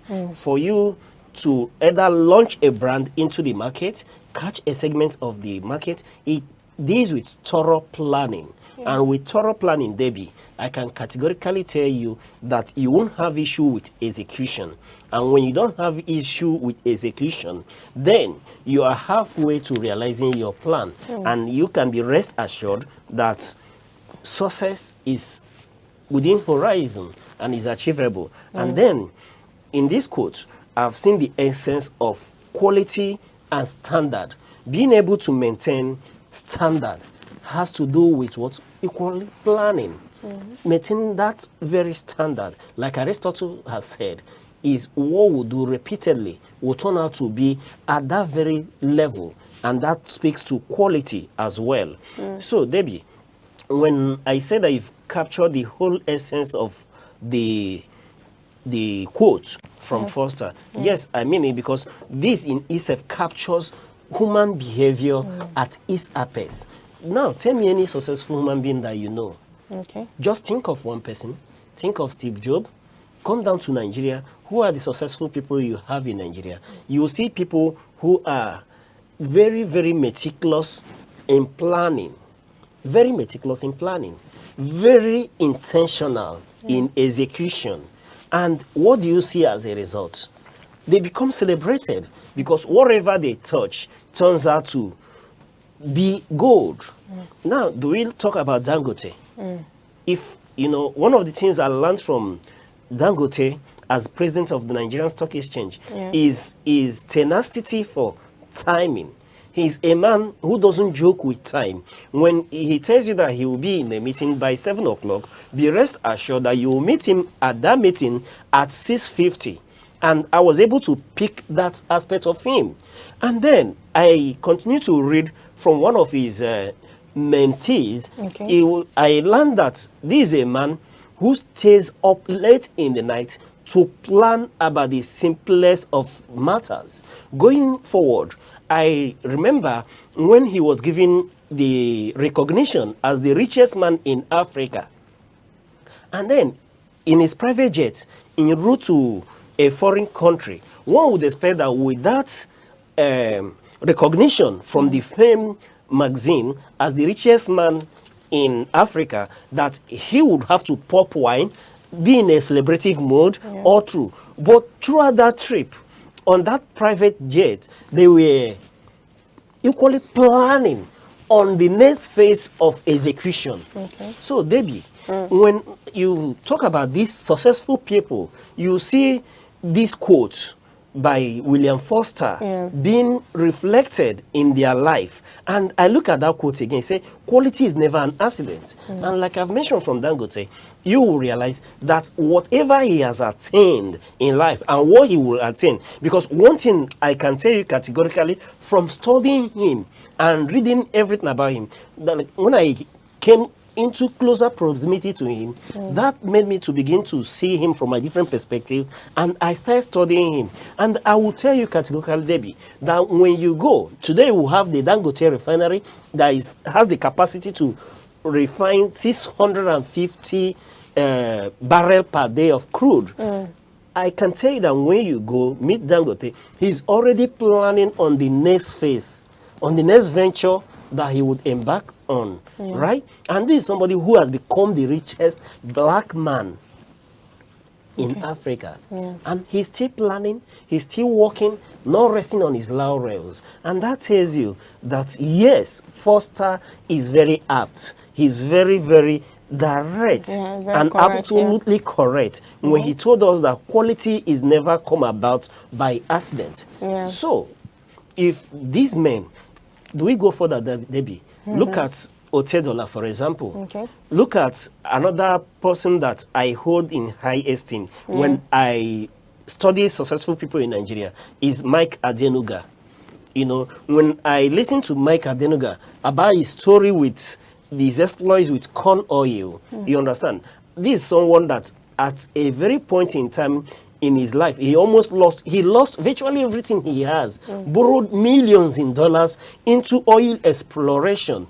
And they were when they were storing oil, they were almost at the verge of giving up. In fact, those are the onshore that were drilling, searching for this oil, almost gave up when they called him, and he was already running into billions of debt. When they called him, they were almost giving. He said they should go further. They should try one more time. That's after days of exploration and not hitting oil in that very well. You understand? And he told them, okay, debts are running by day. And what did he do? He said they should try one more time. The late mothers at that time was telling him, why not give it up and then start looking for means or ways to be able to pay this debt, go renegotiate. But he said they should go one step further. And in going one step further, after several days of exploration, they were able to hit oil. And that's the success story we have of corn oil today. And that equally, when you begin to study him, you see that zeal, that meticulous, that attention to detail, ready to go extra mile in order to achieve that quality that Foster has told us is not by accident. This is a man that goes to office by 2 a.m. in the morning, interviews his staff, recruits his staff himself. And you see that level of meticulousness. David, one cannot really be far-fetched when you take to William Foster in saying that quality is never an accident. That is always as a result of high intention, sincere effort, intelligent direction, and skillful execution. And that's the life of this man. I bet a few that I've just mentioned. Think of Otedola, think of Adenuga, think of Dangote. You will see their life reflected in this. All right, thank you very much for that. Well, my take on this also, like to sum it up, Foster's quote teaches that quality is the outcome of purpose, effort, and intelligence, and also skill combined. So it's a call for excellence in everything we do, to be intentional, disciplined, and also thoughtful rather than careless or being complacent. Okay, please do not forget that each new sunrise is a brand new chance, a chance for us to grow, for us to try something exciting, learn something different, or simply enjoy the moment. We'll go on a short break. Up next to be the weather report. Hello, I'm Deborah Wakoba. I am Chidimike Mede. I am Uche Osai. I'm Chiwendo Ifeonwankwe. My name is Obobina Samson. Please keep watching Aneke TV, or you can visit us on our socials like Instagram, Facebook, X, TikTok, or YouTube, all at Aneke TV. This is Aneke TV. We move with the world.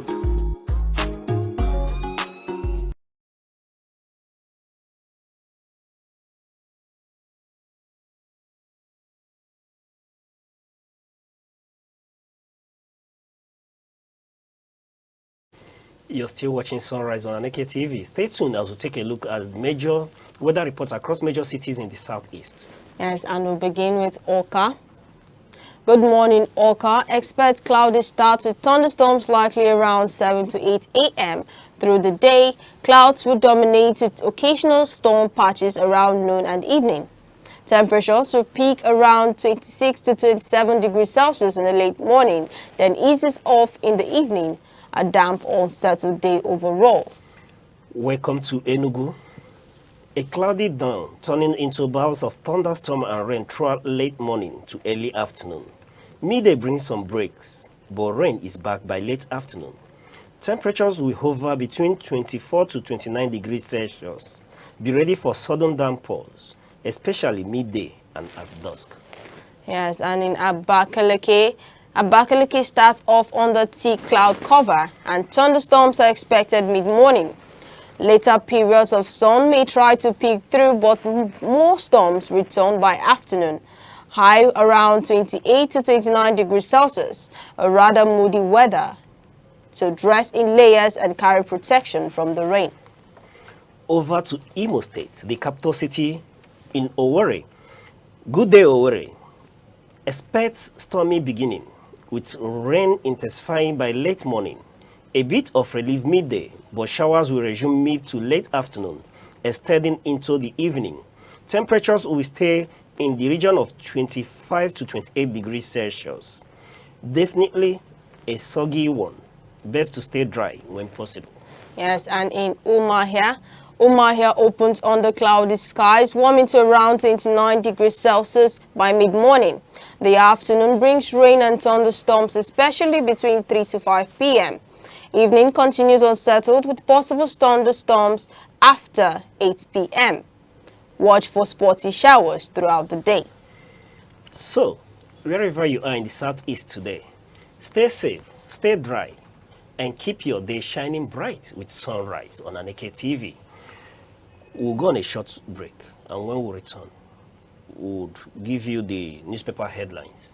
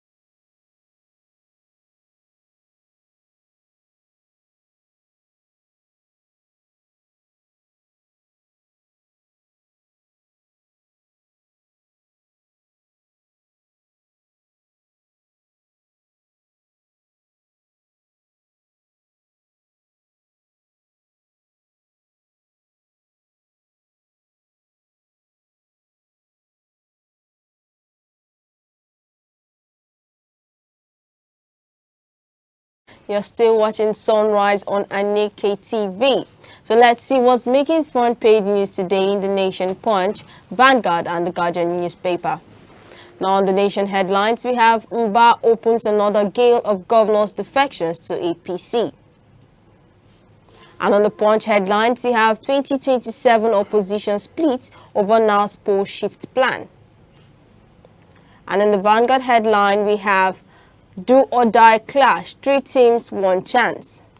And in the Guardian headline, we have 72.64% of Nigerians' petrol imported amid rivalry from new refineries. And we're beginning today's paper on the Guardian headline that says 72.64% of Nigerians' petrol imported amid rivalry from new refineries. Nigeria continues to depend heavily on imported petrol to the tune of 72.64% of national consumption over the past 9 months between October 2024 and July 2025. Out of about 12.5 billion liters consumed, only 3.5 billion liters were supplied domestically, largely from the Dangote refinery. And also this means 9.08 billion liters were imported. A stark reminder that even with new refineries coming up, true energy self-sufficiency remains elusive. Mr. Ocha, I would like to know your take on this. All right. You know, it's quite appalling that at this time we're still encountering headlines like this, leading to the point that we're still heavily dependent on the importation of petroleum products from outside Nigeria.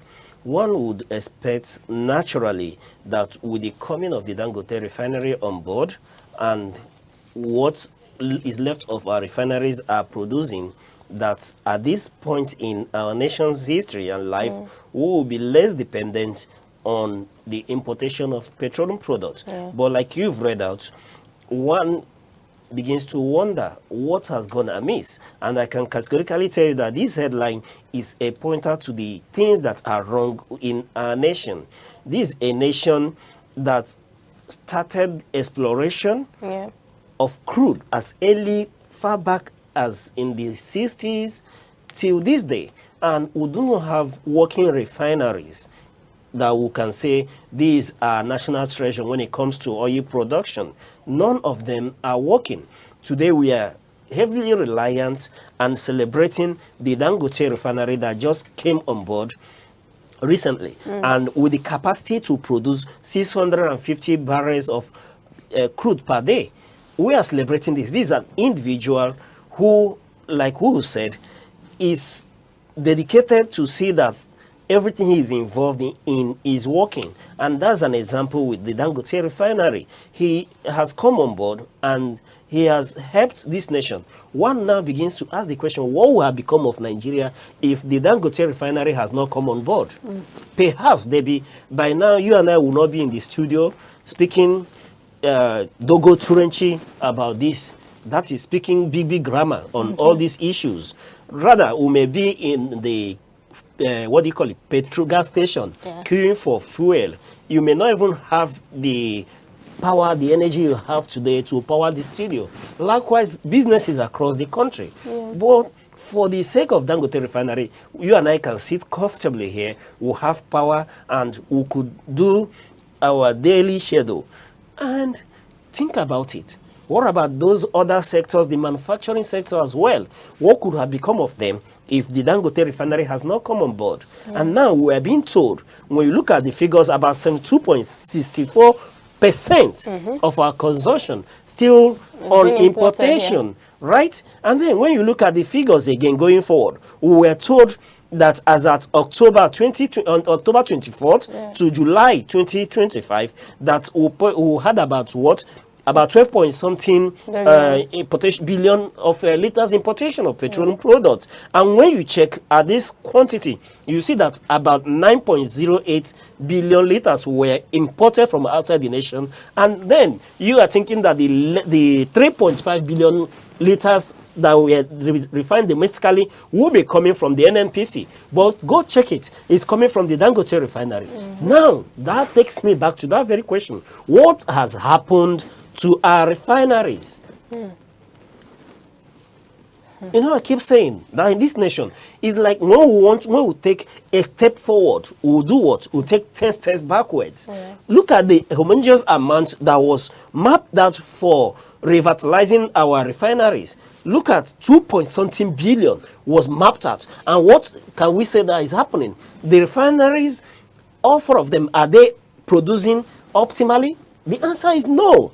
And what happens? You begin to see that despite the rhetorics, the government plans, policies, and efforts that they want to see that Nigeria move away from oil-dependent economy to perhaps agriculture and productivity, that is still a mirage, because we cannot even provide the little that is needed from our refinery. We are still reliant on Dangote. And you would see that between last month and between the month, that's the month of between August, September, you see that we are heavily reliant on importation, because there was strike action between Pengas and Nupeng against the Dangote refinery, cutting short their production capacity. You will see that we imported more in this period. As a nation, we are not able to be self-reliant. We can't be self-reliant. And that is a security risk on its own.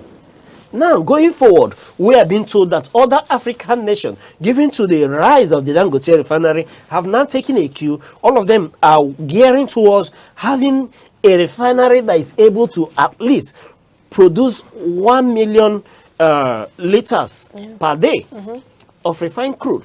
And then what happens when you have this nation, Ethiopia, Senegal, South Africa, Mozambique, Cameroon, and Uganda are able to be self-sufficient, produce at least 1 million barrels per day? You will see that even the Dangote refinery, and when we get our refineries working, we will not even see the market where we will have to export this crude. It will all be dependent on local consumption. Again, Debbie, of particular note is that even the Dangote refinery that we're relying on, what is our crude supply to Dangote refinery? I am quite informed that Dangote refinery, as at 2024 to date, over 20% or around 20% of his crude, of his demand for crude is coming from the US, not even locally. He's buying about 20% of crude from the US.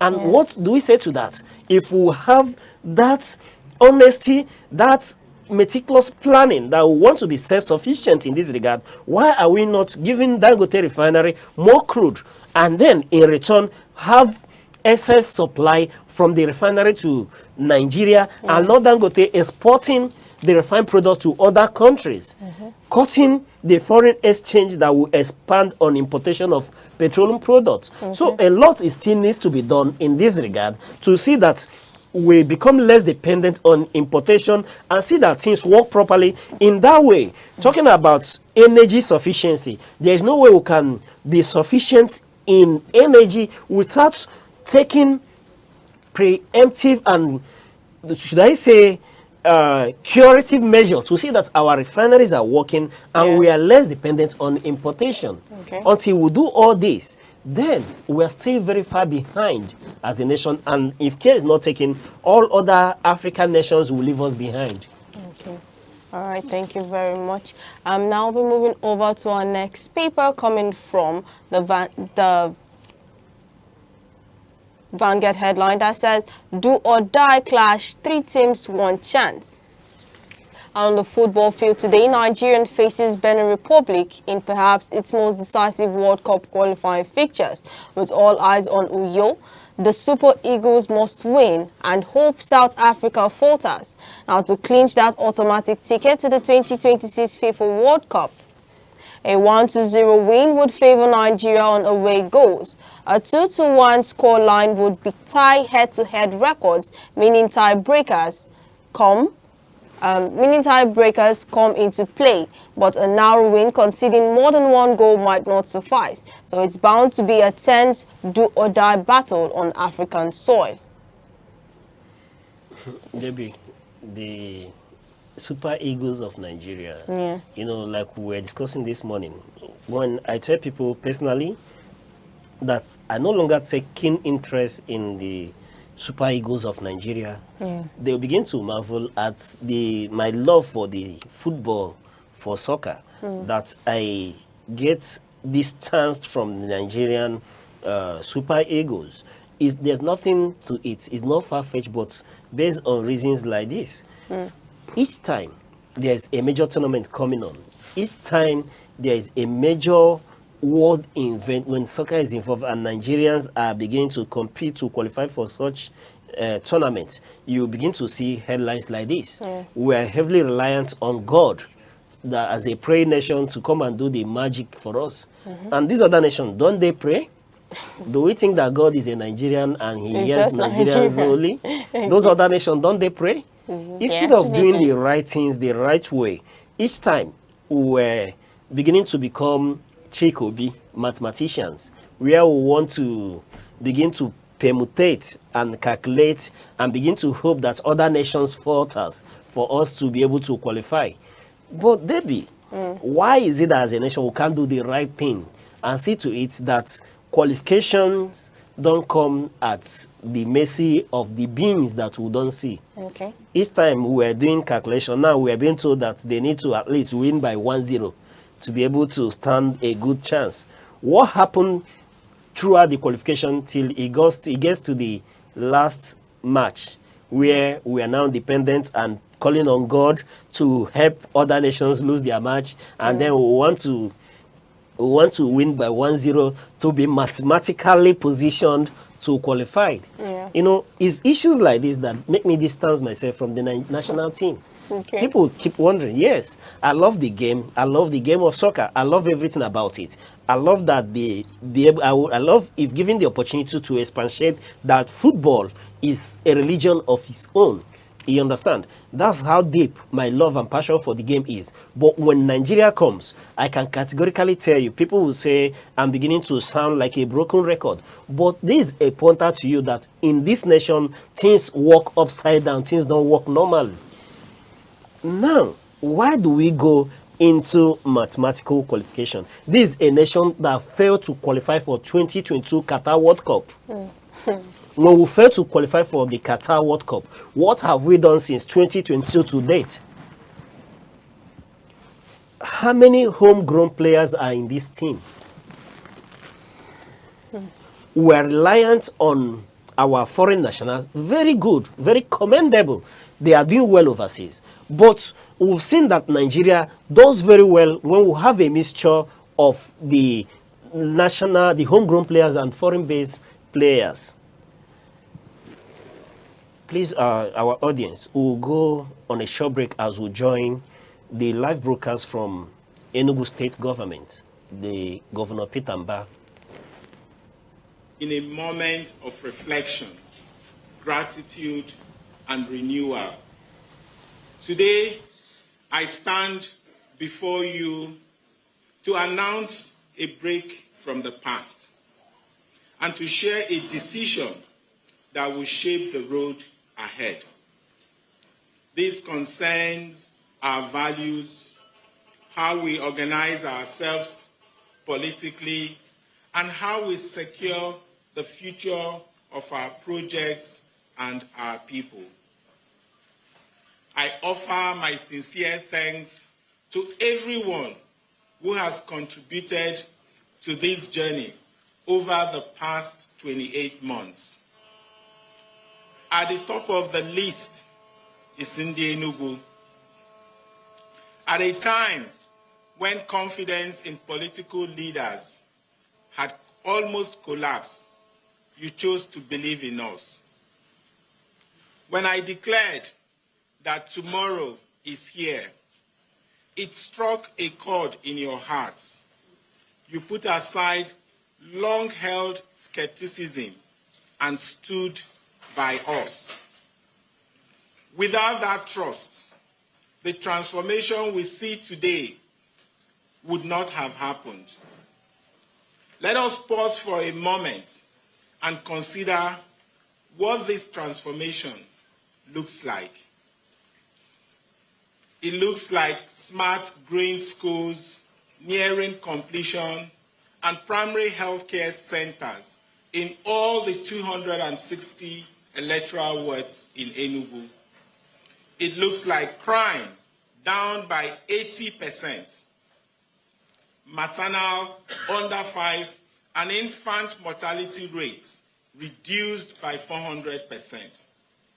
It looks like a command and control center with AI-embedded security surveillance system and 150 distress response squad vehicles that guarantee safe streets and neighborhoods. It looks like water flowing again through mains and restored supply. It looks like over 1,000 kilometers of paved roads.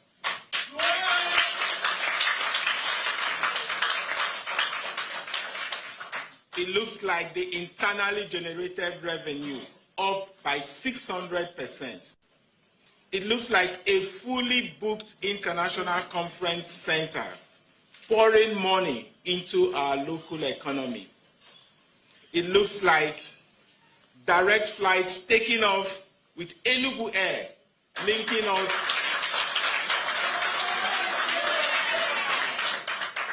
us to the key cities across Nigeria and beyond.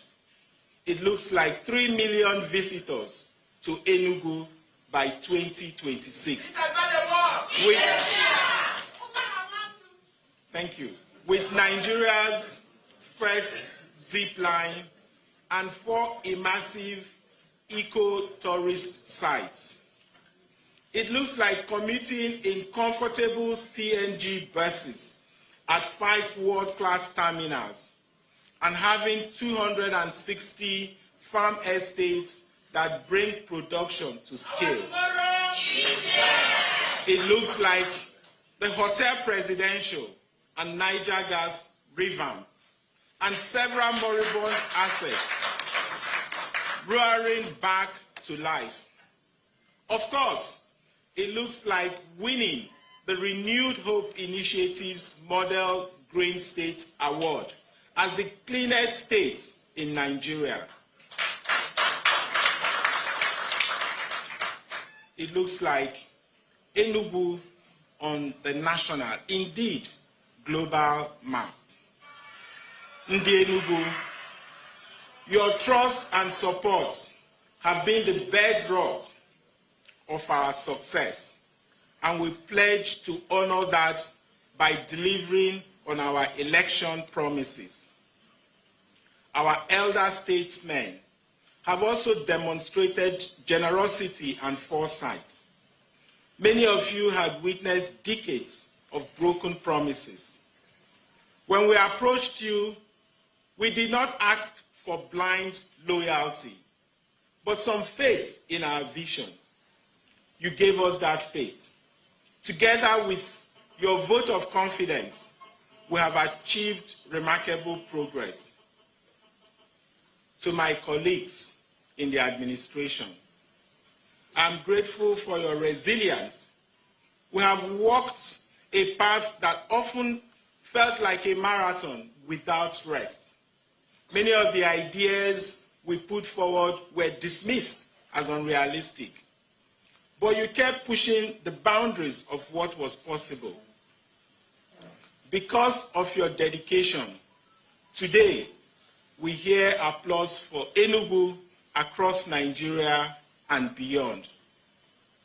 To the People's Democratic Party, which provided us the platform on which we campaigned and won, I extend deep gratitude. The PDP supported us through a demanding campaign and joined us in celebrating the victory.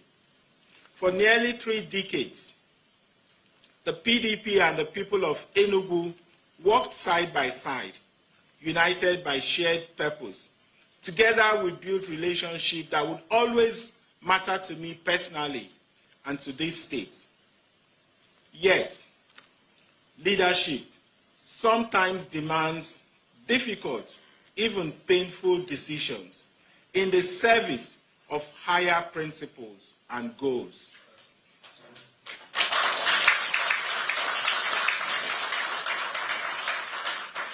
And there comes always a time when everyone must make a bold choice to determine their destiny. Today, after a long reflection, we have made the decision to leave the People's Democratic Party and join the All Progressives Congress.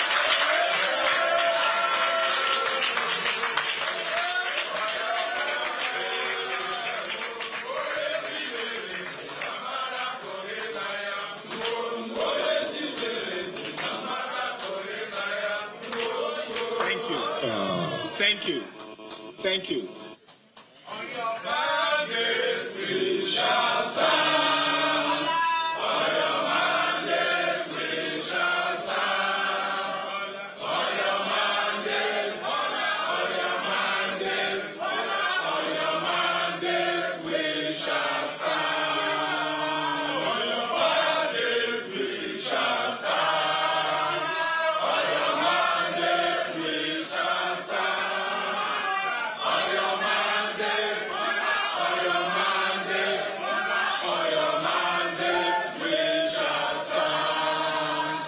Thank you.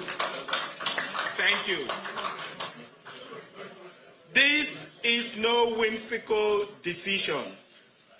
It is a collective move by the political family in Enugu State, comprising members of the National Assembly, members of the State House of Assembly, the State Executive Council, all the local government chairmen, all councillors, all political appointees, and over 80% of party executives.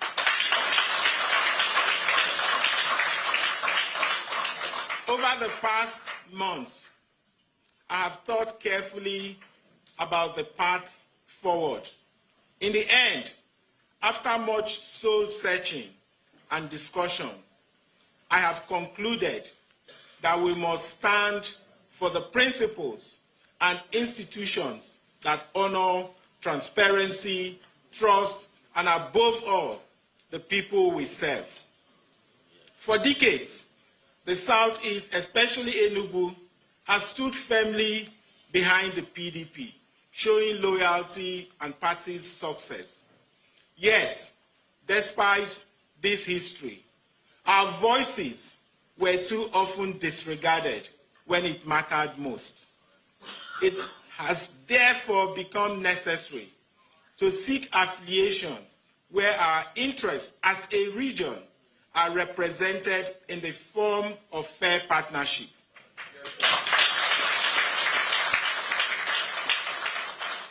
We are not moving from a place of resentment or fear.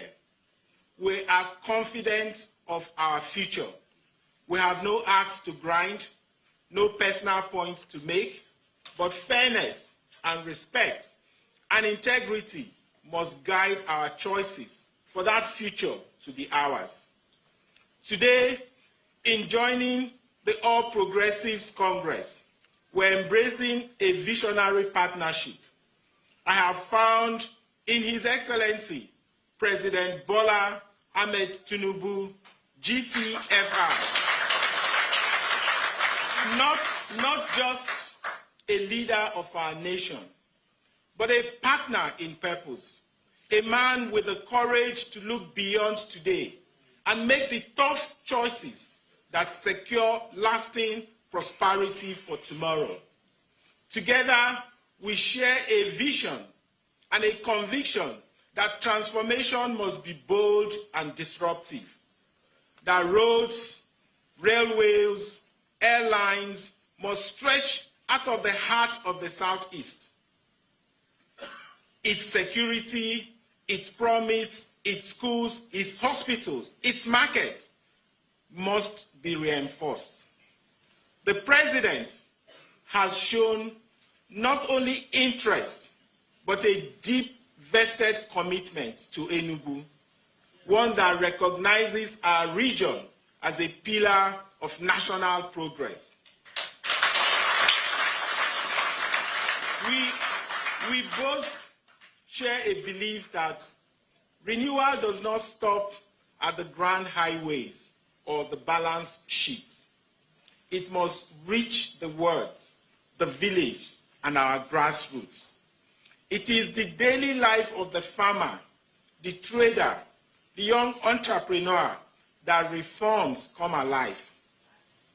We both welcome initiatives that decentralize opportunity, that strengthen the capacity of local government, that bring seed capital and credit to our youth, and that expand healthcare and education to all community, just as we do in our world-based development initiatives.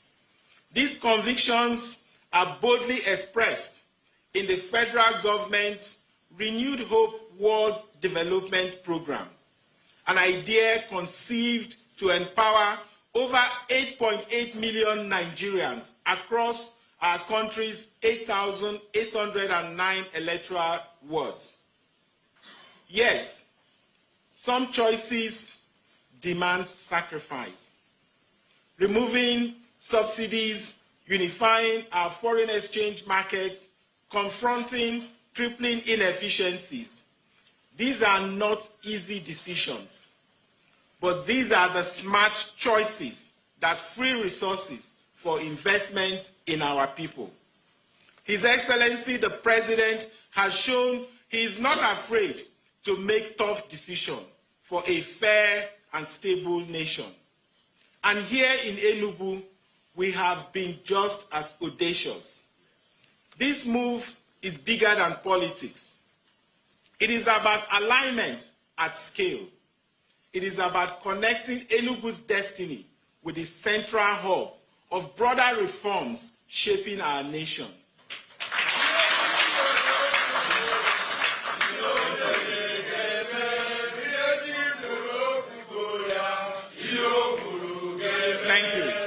Thank you. Of course, this does raise some questions. Will the voice of Enugu be heard now in Abuja? How will the change affect our progress at home? How will your lives be touched by this decision? Let me be clear. I will represent our state and our region with the same strength of purpose as I've always done.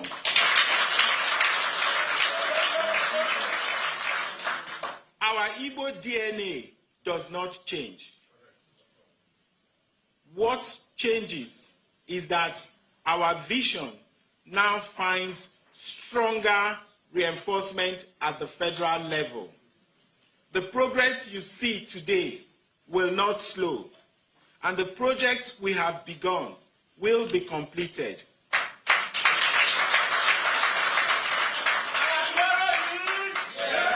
Yes, there have been challenges and delays along the way, but make no mistake, schools, hospitals, roads, and our services will be finished as promised. To the political elite across the Southeast, I say this. Our people are watching. What they care about most are results. True leadership is about service to the people, not service to self. Principles, not personalities, must guide us. So Ndi Enugu, let me say this. This will not break our stride. We are a force of endeavor, and we need an ally who can match our ambition. Let me assure you, this is not a detour, but a conscious step towards a more compelling future. As we begin this new chapter, I ask for your understanding, your trust, your continued support. Let us gather with renewed hope to build the Enugu and the Nigeria our children deserve. Finally, I want to express our most profound gratitude to Mr. President for his support and encouragement of our vision. I'm confident this marks the new beginning of a new era of growth and progress. Thank you very much. And may God bless Enugu, God bless Enugu State, and God bless the Federal Republic of Nigeria. Tomorrow is here. Hello, I'm Debra Wakoba. I am Chidimike Mede. I am Uche Osai. I'm Chinwendo Ifeonwankwe. My name is Obobina Samson. Please keep watching Aneke TV, or you can visit us on our socials like Instagram, Facebook, X, TikTok, or YouTube, all at Aneke TV. This is Aneke TV. We move with the world.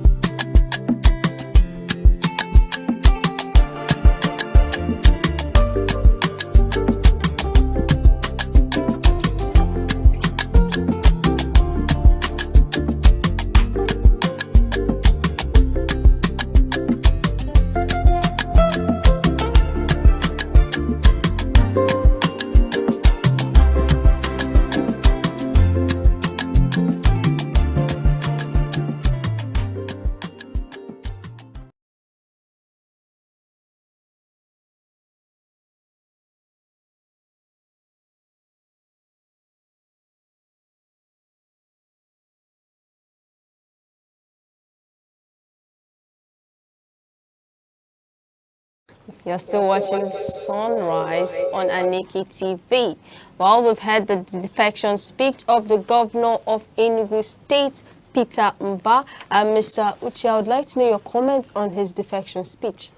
JB, first of all, I thank our audience for staying with us to enjoy that beautiful speech from the governor of Enugu State.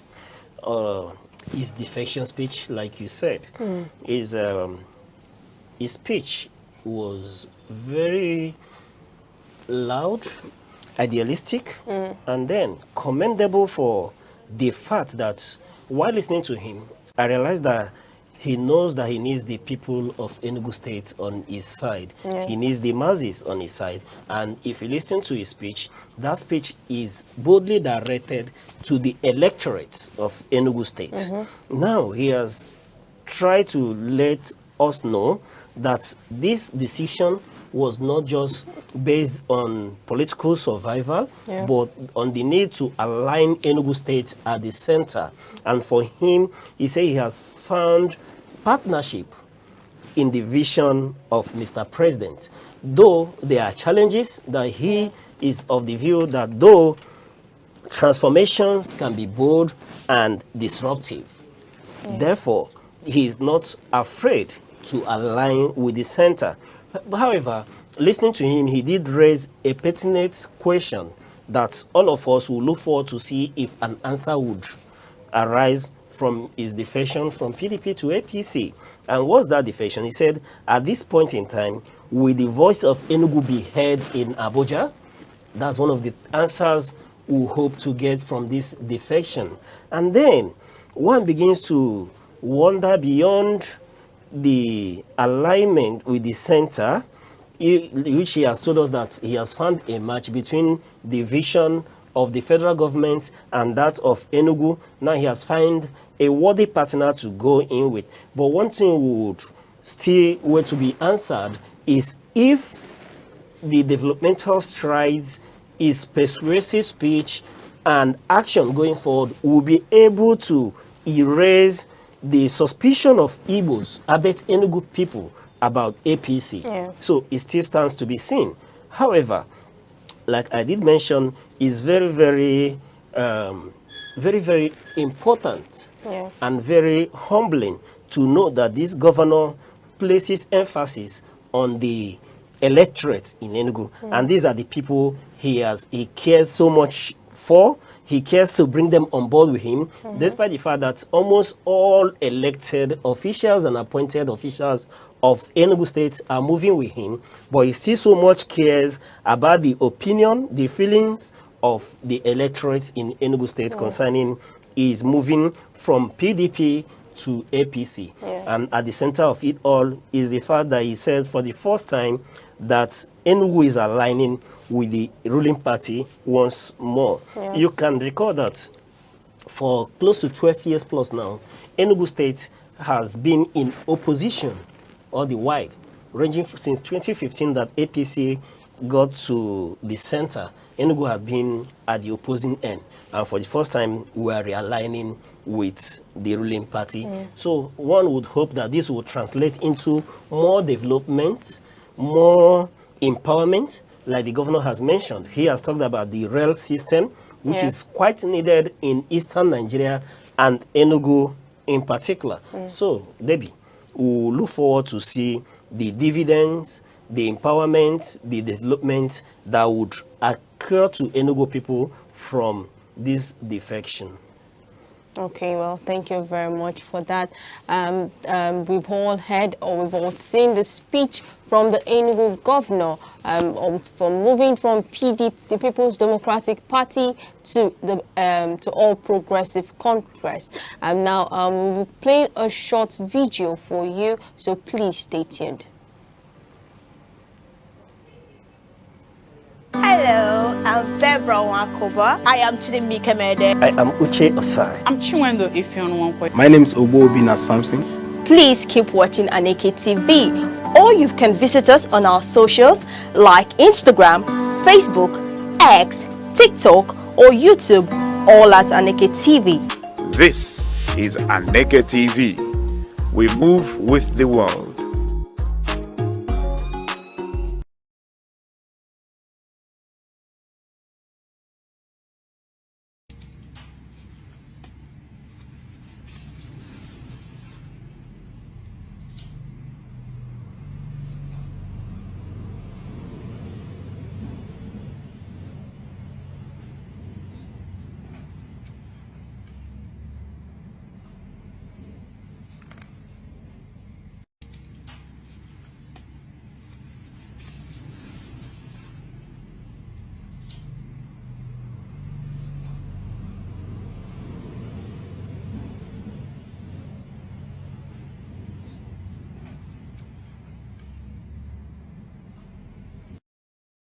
So we've all seen this video actually. Well, it all boils down to being careful. Like we could see the person right there cleaning an old something, as how people clean an expiring date and putting new expiring dates, shifting the date to a further one where the goods were supposed to expire at a certain time, and then but putting it another date to change the expiring date. Well, it's shocking actually, and like such thing can be done to in this time and age. Like people don't care about other people's lives, so now instead, because they want to make profit, and instead of them like considering the health of other people they're trying to sell this, because if you go into the market you find out that these things, I know before now we don't even look at expiring dates, we just buy, but now people being aware that goods actually expire, and now most people have found another means, should I say, another means of selling an expired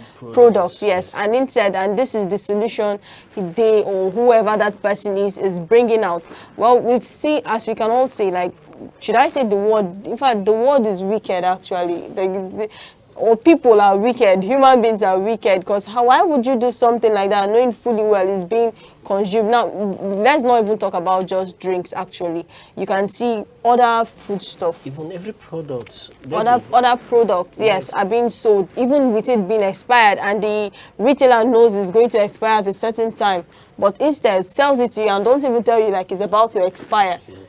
Yes, baby, and like you did say, I would rather say that we are wicked. Okay. You know, because when you say human beings are wicked, it looks far-fetched. Okay. I'd rather say we are wicked. Okay. You know, like those of us that are Christians, when you study the good book, it will tell you that that men are wicked. You understand? That men are wicked. And in this era, I want to tell you, yes, what the scripture said is right. We are wicked.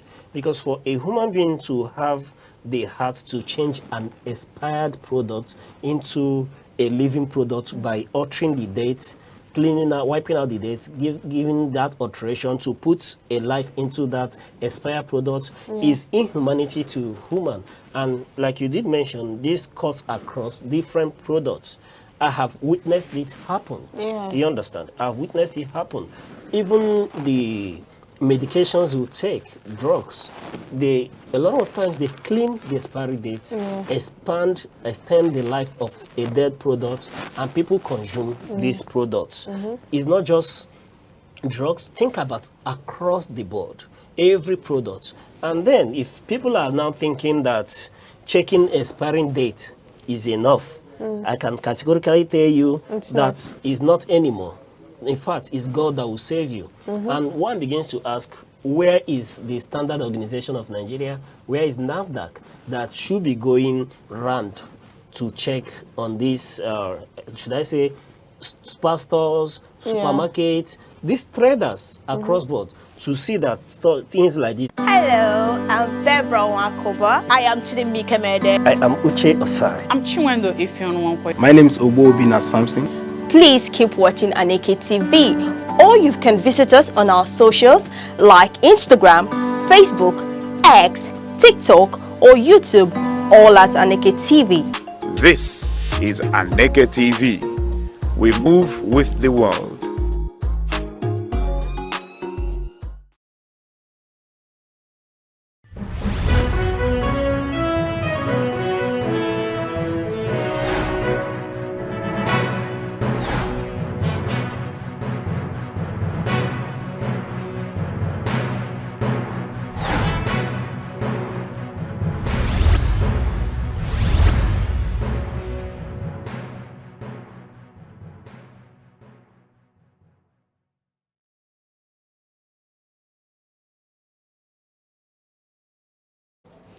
Good afternoon and welcome to the News at 3 on Aneke TV.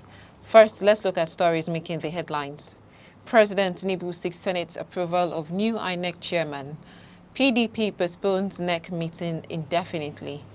Federal government orders Vice Chancellor to enforce no work, no pay rule as ASU continues strike.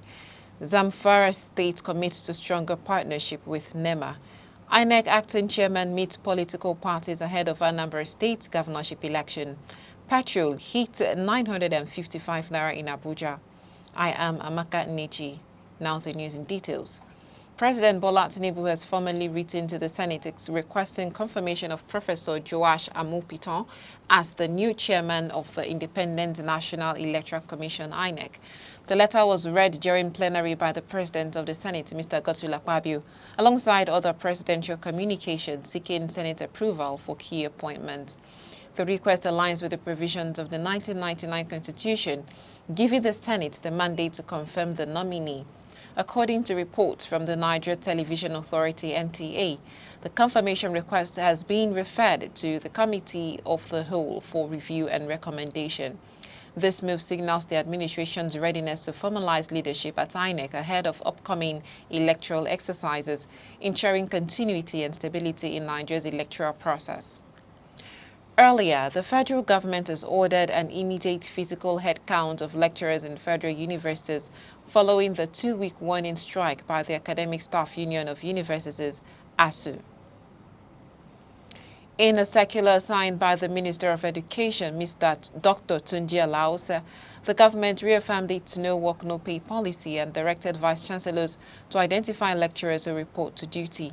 The move has drawn backlash from the Nigeria Labour Congress, which accused the government of intimidation and warned it may mobilize nationwide protests if the lecturers' grievances remain unresolved. ASU insists the strike resulted from the government's failure to honor long-standing arguments, while the Education Ministry maintains dialogue is the only path forward. In the meantime, The House of Representatives has raised a concern over the ongoing two-week warning strike declared by the Academic Staff Union of Universities, ASU, describing it as a potential threat to Nigeria's higher education stability and national development.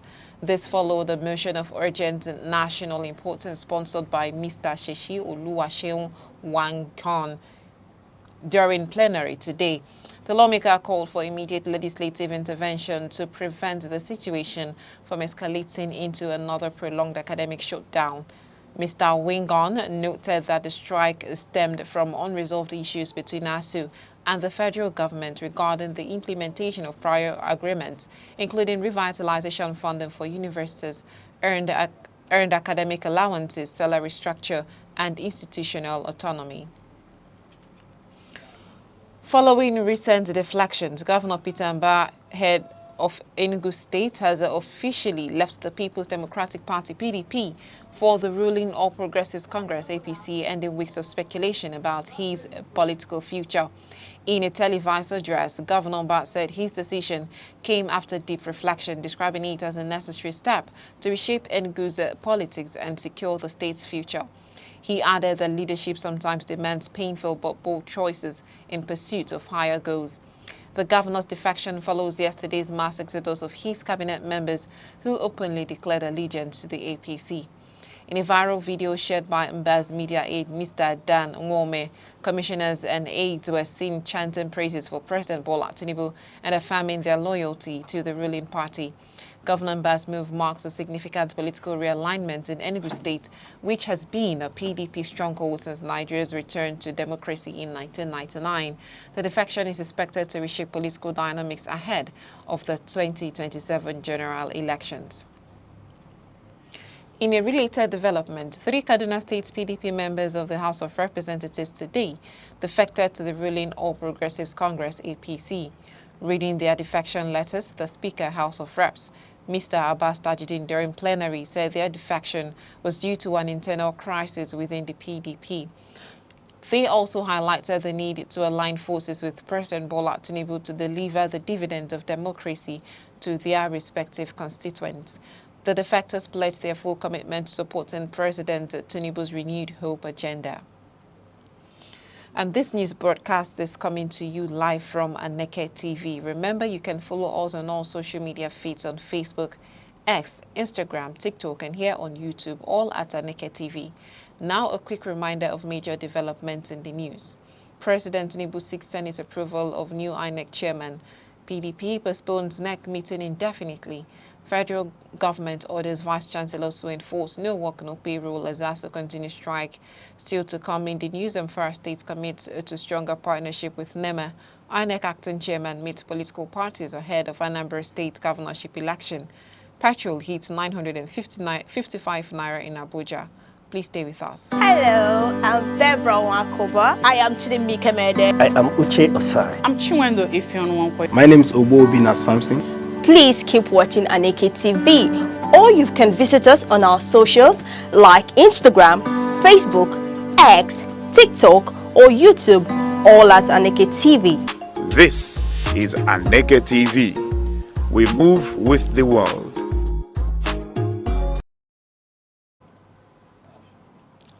You're still watching the news at 3 on Aneke TV. We'll continue with the rest of the news.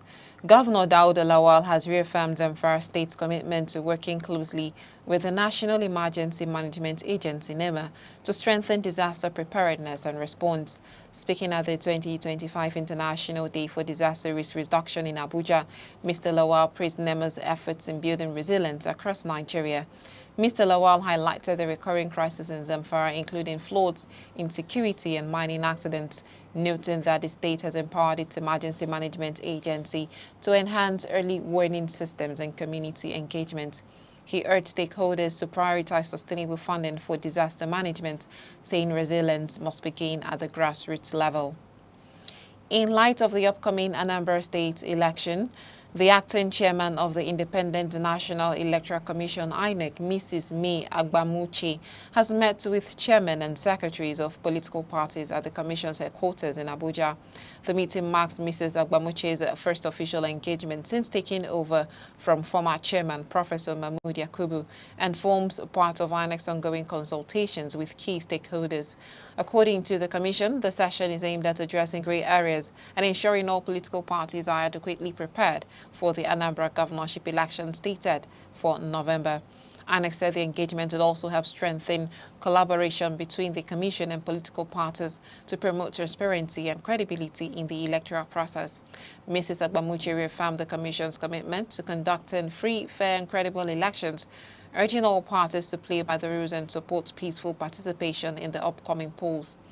Officials confirmed the Jigawa State Police Command has arrested 105 suspects in a large-scale crackdown on drug trafficking across the state. The police public relations officer, Mr. Shishu Adam, in a statement confirmed that the command seized over 5,000 illicit drugs, including cannabis, tramadol, Exol, D5, pregabalin, and diazepam, during coordinated raids. The operation also recovered 92,460 naira in cash and other prohibited substances like rubber solution and dry gin, highlighting the scale of the bust. Mr. Adam emphasized the police's determination to eliminate narcotics from Jigawa. He urged the public to cooperate with law enforcement by reporting suspicious activities. In business, petrol prices have soared to 955 naira per litre in Abuja and Lagos, up from 890 naira last week as supply and logistics challenges tighten across the country. The Independent Petroleum Marketers Association of Nigeria, IPMAN, blamed the hike on increased loading prices at Dangote Refinery, now 845 naira per litre, and limited supply from the Nigerian National Petroleum Company Limited, NNPCL. Marketers say product shortages and rationing have triggered panic buying and further price hikes, with many waiting weeks for allocation. The latest increase adds to the rising cost of living as transport fares and inflation continue to climb amid Nigeria's unstable fuel supply chain. Still in business, the Naira weakened slightly at trading today to around 1,460 Naira to 1,466 Naira per dollar at the official Nigerian foreign exchange market, while parallel market rates hovered near 1,490 Naira to 1,505 Naira. Market watchers say the persistent gap between both markets reflects limited dollar supply and strong retail demand, especially from importers and travelers. Analysts link the pressure to low forex inflows, slow central bank liquidity, and street-level arbitrage. They note that first CBN interventions or higher oil receipts could help narrow the spread. For now, Nigerians making foreign payments continue to pay more on the black market, while corporates benefit from relatively lower official rates. In sports, Super Eagles captain Ahmed Musa has asked his teammate to give him a World Cup qualifying win as he celebrates his birthday today ahead of Nigeria's crucial clash against Benin Republic in Uyo. In a video shared on X, the 33-year-old striker called the match more than just 3 points, describing a victory as the best birthday gift his teammates could give him. Musa urged the team to replicate their spirited performance from the last qualifier, expressing confidence in their ability to deliver. The Eagles, sitting third in Group C with 14 points, must beat Benin and hope South Africa failed to win against Rwanda to keep World Cup qualification hopes alive. Still in sports, Bayelsa United maintained their dominance over Niger Delta rivals Rivers United with a 2-1 victory in a rescheduled Nigeria Premier Football League match on Monday in Port Harcourt. Shuaibu Gaba opened the scoring in the 20th minute and substitute Chinedu Emmanuel doubled the lead to second half. Rivers' late goal by Stephen Mayo was not enough to change the outcome. The win ends Bayelsa United's 5-game winless streak and lifts them to 11th place with 11 points, while Rivers United remain 4th with 12 points. Bayelsa will aim to build on this momentum when they host Kun Khalifat in their next fixture. Elsewhere in the league, Nasarawa United came from behind to beat Enugu Rangers 2-1. Abia Warriors defeated El Kanemi Warriors 2-0 and Remo Stars lost 3-1 to Katsina United. At the bottom of the table, Baru FC remained last with Bendel Insurance and Kun Caliphate just above them, keeping the relegation battle tight. In the world of entertainment, Afrobeat superstar Davido and his wife Chioma celebrated their 22nd birthday with an extravagant party in Atlanta, United States. The intimate event was attended by close friends, family and associates from Davido Music Worldwide. In line with the couple's long-standing commitment to privacy, the twins were kept out of the public eye with no photos or videos of them shared online. Despite the privacy, clips showing the elaborate decor and joyful guests quickly circulated on social media, drawing praise from fans and well-wishers. This marks the second year the twins have been celebrated in a high-profile birthday bash, following a similarly lavish party in 2023. On a sad note, President Bola Tinubu has expressed deep sorrow over the passing of former Minister of Foreign Affairs and former permanent representative to the United Nations, Ambassador Joy Uche Angela Ogu, at 79. In the statement by his Special Advisor on Information and Strategy, Mr. Bayo Nanuga, the President described the late diplomat as a trailblazer who rose to the highest level of vocation through excellence and hard work. Ambassador Ogu, who served as Nigeria's envoy to the United Nations from May 2008 to May 2017, was a distinguished scholar and seasoned diplomat. She also served as Director General of the Nigerian Institute of International Affairs, where she played a pivotal role in shaping the country's foreign policy and advancing international relations scholarship. And that's all on the News at 3. But to end the News at 3, here are the main points. President Bola Tinubu has formally written to the Senate seeking the confirmation of Professor Joash Amopitan as the new chairman of the Independent National Electoral Commission. The federal government has directed vice chancellors of all federal universities to strictly enforce the no work, no pay policy against members of ASU. The acting chairman of the Independent National Electoral Commission, Aneke, May Agbamuchi, has met with chairmen and secretaries of political parties at the Commission's headquarters in Abuja. And that's the news. To end the news, for breaking news and eyewitness report, please call 0703 043 7110, or you can send a message across all our social media platforms on Facebook, X, Instagram, TikTok, and right here on YouTube, all at Aneke TV. I am Amaka Nnichi. Thank you for joining us.